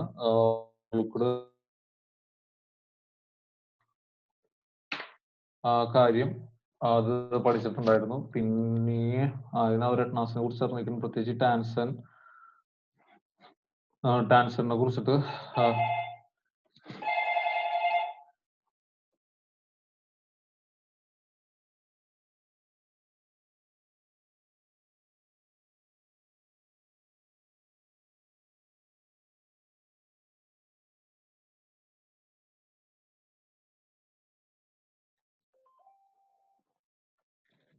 കാര്യം ഓർത്ത് വെക്കുക.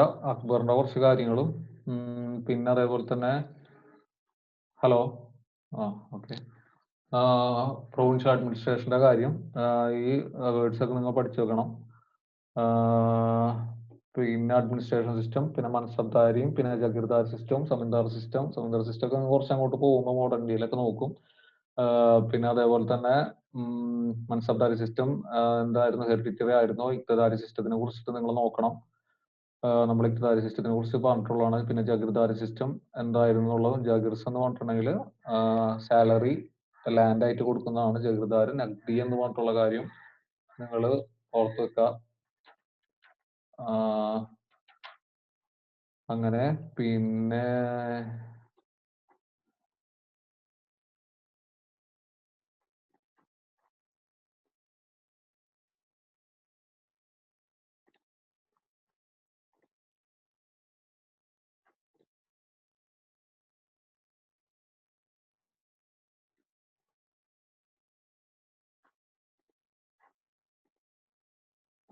ഇനി അടുത്തത് നമുക്ക്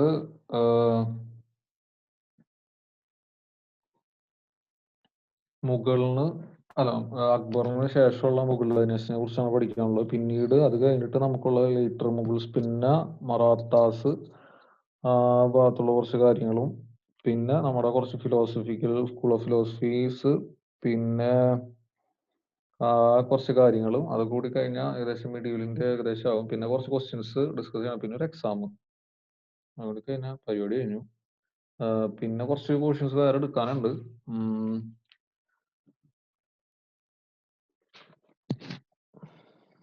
അപ്പോൾ അടുത്തത് ആരായിരിക്കും? അക്ബർ കഴിഞ്ഞാൽ ആരാ? ജഹാംഗീർ. പിന്നെ ജഹാംഗീർ ആണ്. ജഹാംഗീർ പുള്ളിയുടെ വേറെ പേരെന്നുകൊണ്ടാണ് സലീം എന്നാണ് പുള്ളിയുടെ വേറൊരു പേര്. പിന്നെ ജോധാബായി, പിന്നെ അതുപോലെ അക്ബറിന്റെ ഏറ്റവും മൂത്ത മകനാണ് ഈ ജഹാംഗീർ എന്ന് പറഞ്ഞിട്ടുണ്ടെങ്കിൽ. പുള്ളി അക്ബറിനെതിരെ തന്നെ യുദ്ധം ചെയ്തതിനേക്കാളും മുമ്പ് അച്ഛനായിട്ട് യുദ്ധം ഉണ്ടായിരുന്ന മക്കളൊക്കെ നിങ്ങൾക്ക് ഓർമ്മ ഉണ്ടല്ലോ. പിന്നെ അതേപോലെ ഷെയർ അഫ്ഗാനിയുടെ വിഡോനെ പുള്ളി കല്യാണം കഴിക്കുക. പുള്ളി എന്നെ തട്ടിക്കളഞ്ഞിട്ടാണ് പിന്നെ കല്യാണം കഴിക്കുക. പിന്നെ പുള്ളിക്കാരത്തിനാണ് നൂർജഹാൻ എന്നറിയപ്പെടുന്നത്. അതായത് ലൈറ്റ് ഓഫ് ദ വേൾഡ് എന്നാണ്. നൂർജഹാൻ ജഹാംഗീറിന്റെ ലൈഫിൽ വളരെ ഇമ്പോർട്ടന്റ് ആയിട്ടുള്ള ഒരാളായിരുന്നു. പുള്ളിയുടെ പല എന്താ പറയാ ഭരണകാര്യത്തിലൊക്കെ പുള്ളിക്കാരത്തിയാണ് ഇടപെട്ടുകൊണ്ടിരുന്നത്. പിന്നെ അതേപോലെ തന്നെ പേർഷ്യൻ ആർട്ട് ആൻഡ് കൾച്ചർ ആ സമയത്ത് കോർട്ടിൽ അത്യാവശ്യം എൻകറേജ് ചെയ്തിരുന്നു. അതേപോലെ തന്നെ പാദ്ഷാ ബീഗം എന്ന് പറഞ്ഞ ടൈറ്റിലും സ്റ്റാറ്റസും പുള്ളിക്കാരത്തിക്ക് ഉണ്ടായിരുന്നു. പിന്നെ only woman in Mughal darbar എന്നുള്ള കാര്യം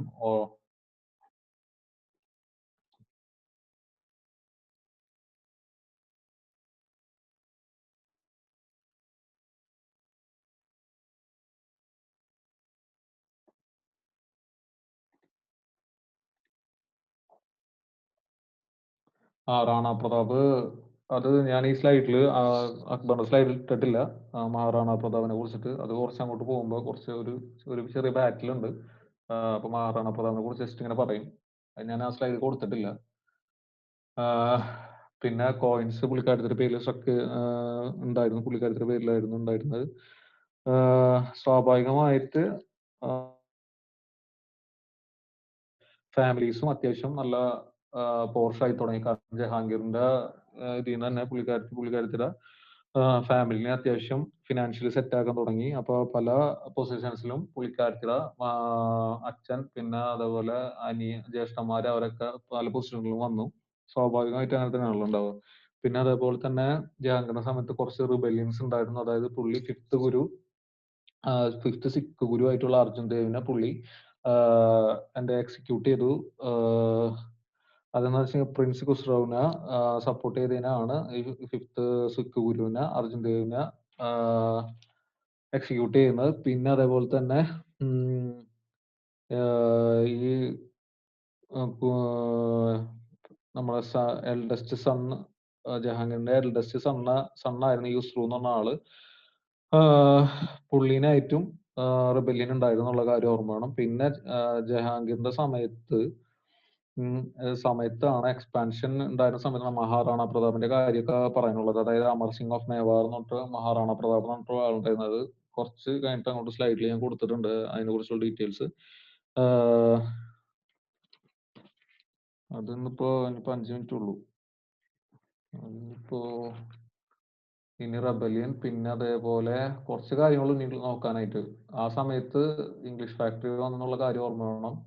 പിന്നെ ജസ്റ്റ് ഒരു Maharana Pratap, battle of Haldighati, Shahjahan, travellers, പുള്ളി ഔറംഗസേബ്, പിന്നെ ഇവരുടെ administration system, religious policy.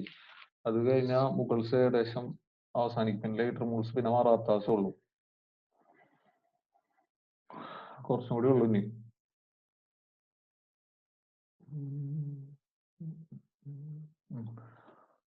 Mughal expansion, അതായത് അമർ സിംഗ് ഓഫ് മേവാറിൽ അതായത് മഹാറാണ പ്രതാപ് ആയിരുന്നു. റാണ സിംഗ് ഓഫ് മേവാർ ഒക്കെ ഓർമ്മയുണ്ടോ നിങ്ങൾക്ക്? പ്രൊവിൻഷ്യൽ കിങ്ഡംസ് ഒക്കെ പഠിച്ചപ്പോൾ ആ ഭാഗത്ത് നോക്കുമ്പോൾ നിങ്ങൾ ജസ്റ്റ് നോക്കേണ്ട കാര്യം വെച്ചിട്ടുണ്ടെങ്കിൽ ഏതൊക്കെ കിങ്ഡംസ് നമ്മുടെ ഈ മുഗൾസ് അനക്സ് ചെയ്യുന്നുള്ള കാര്യം നിങ്ങൾ ജസ്റ്റ് നോക്കി വെക്കണം. മഹാറാണ പ്രതാപിന്റെ സമയത്ത് ഒരു ബാറ്റിൽ ഉണ്ടായിരുന്നു. അതാണ് ബാറ്റിൽ ഓഫ് ആലിഘാട്ടി. അത് നമുക്ക് നാളെ നോക്കാം. ഇനിയിപ്പോ സമയമില്ല. പിന്നെ ഖുറാം എന്ന് പറഞ്ഞ ആള് ഷാജഹാനാണ്. ഈ ഖുറാം എന്ന് പറഞ്ഞ ആള് ഡെക്കാൻ സൈഡിലേക്ക് ഇൻവേഷൻ നടത്തുന്ന ഖുറാൻ എന്ന ആളാണ്, അതായത് ഷാജഹാനാണ് ഉദ്ദേശിക്കുന്നത്. അത് നമുക്ക് നാളെ ഡീറ്റെയിൽ ആയിട്ട് നോക്കാം. ഇന്നിപ്പോ സമയമില്ല, കഴിഞ്ഞു. ഇത് എടുത്ത് തീർക്കാന്നാണ് ചോദിച്ചിരുന്നത്. നാളെ ഇനിയിപ്പോ ഇതുവരെ നമ്മൾ നോക്കിയാൽ എന്തെങ്കിലും ഡൗട്ട് ഉണ്ടെങ്കിൽ നിങ്ങൾക്ക് ചോദിക്കാം.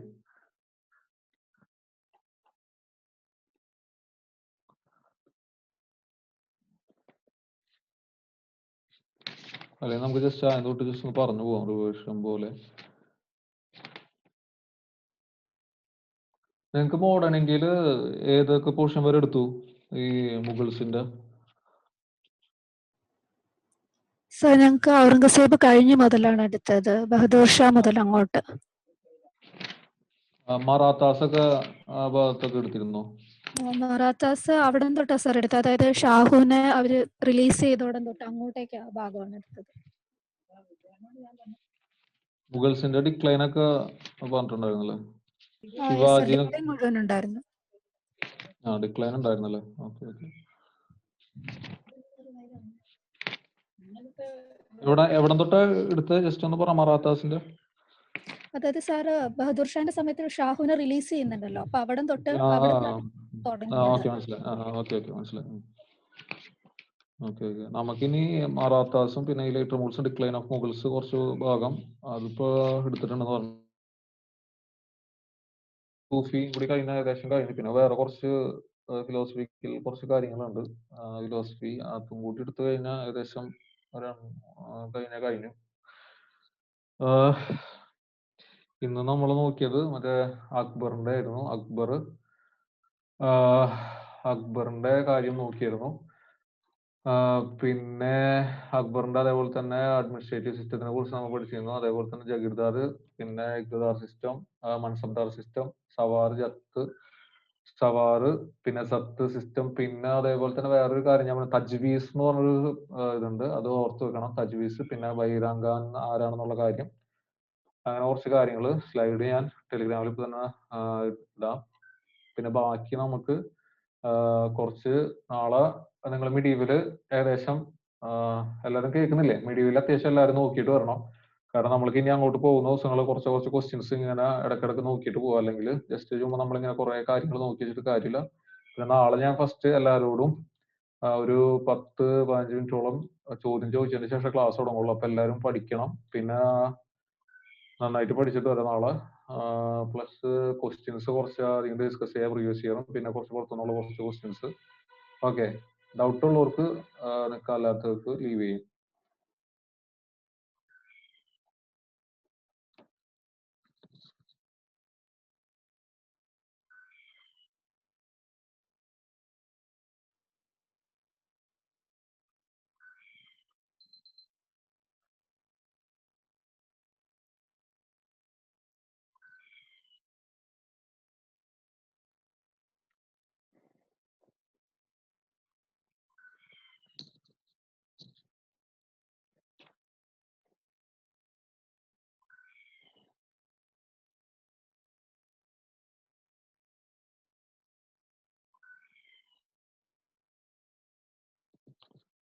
അഞ്ജലിക്ക് എന്തെങ്കിലും ഡൗട്ട് ഉണ്ടോ?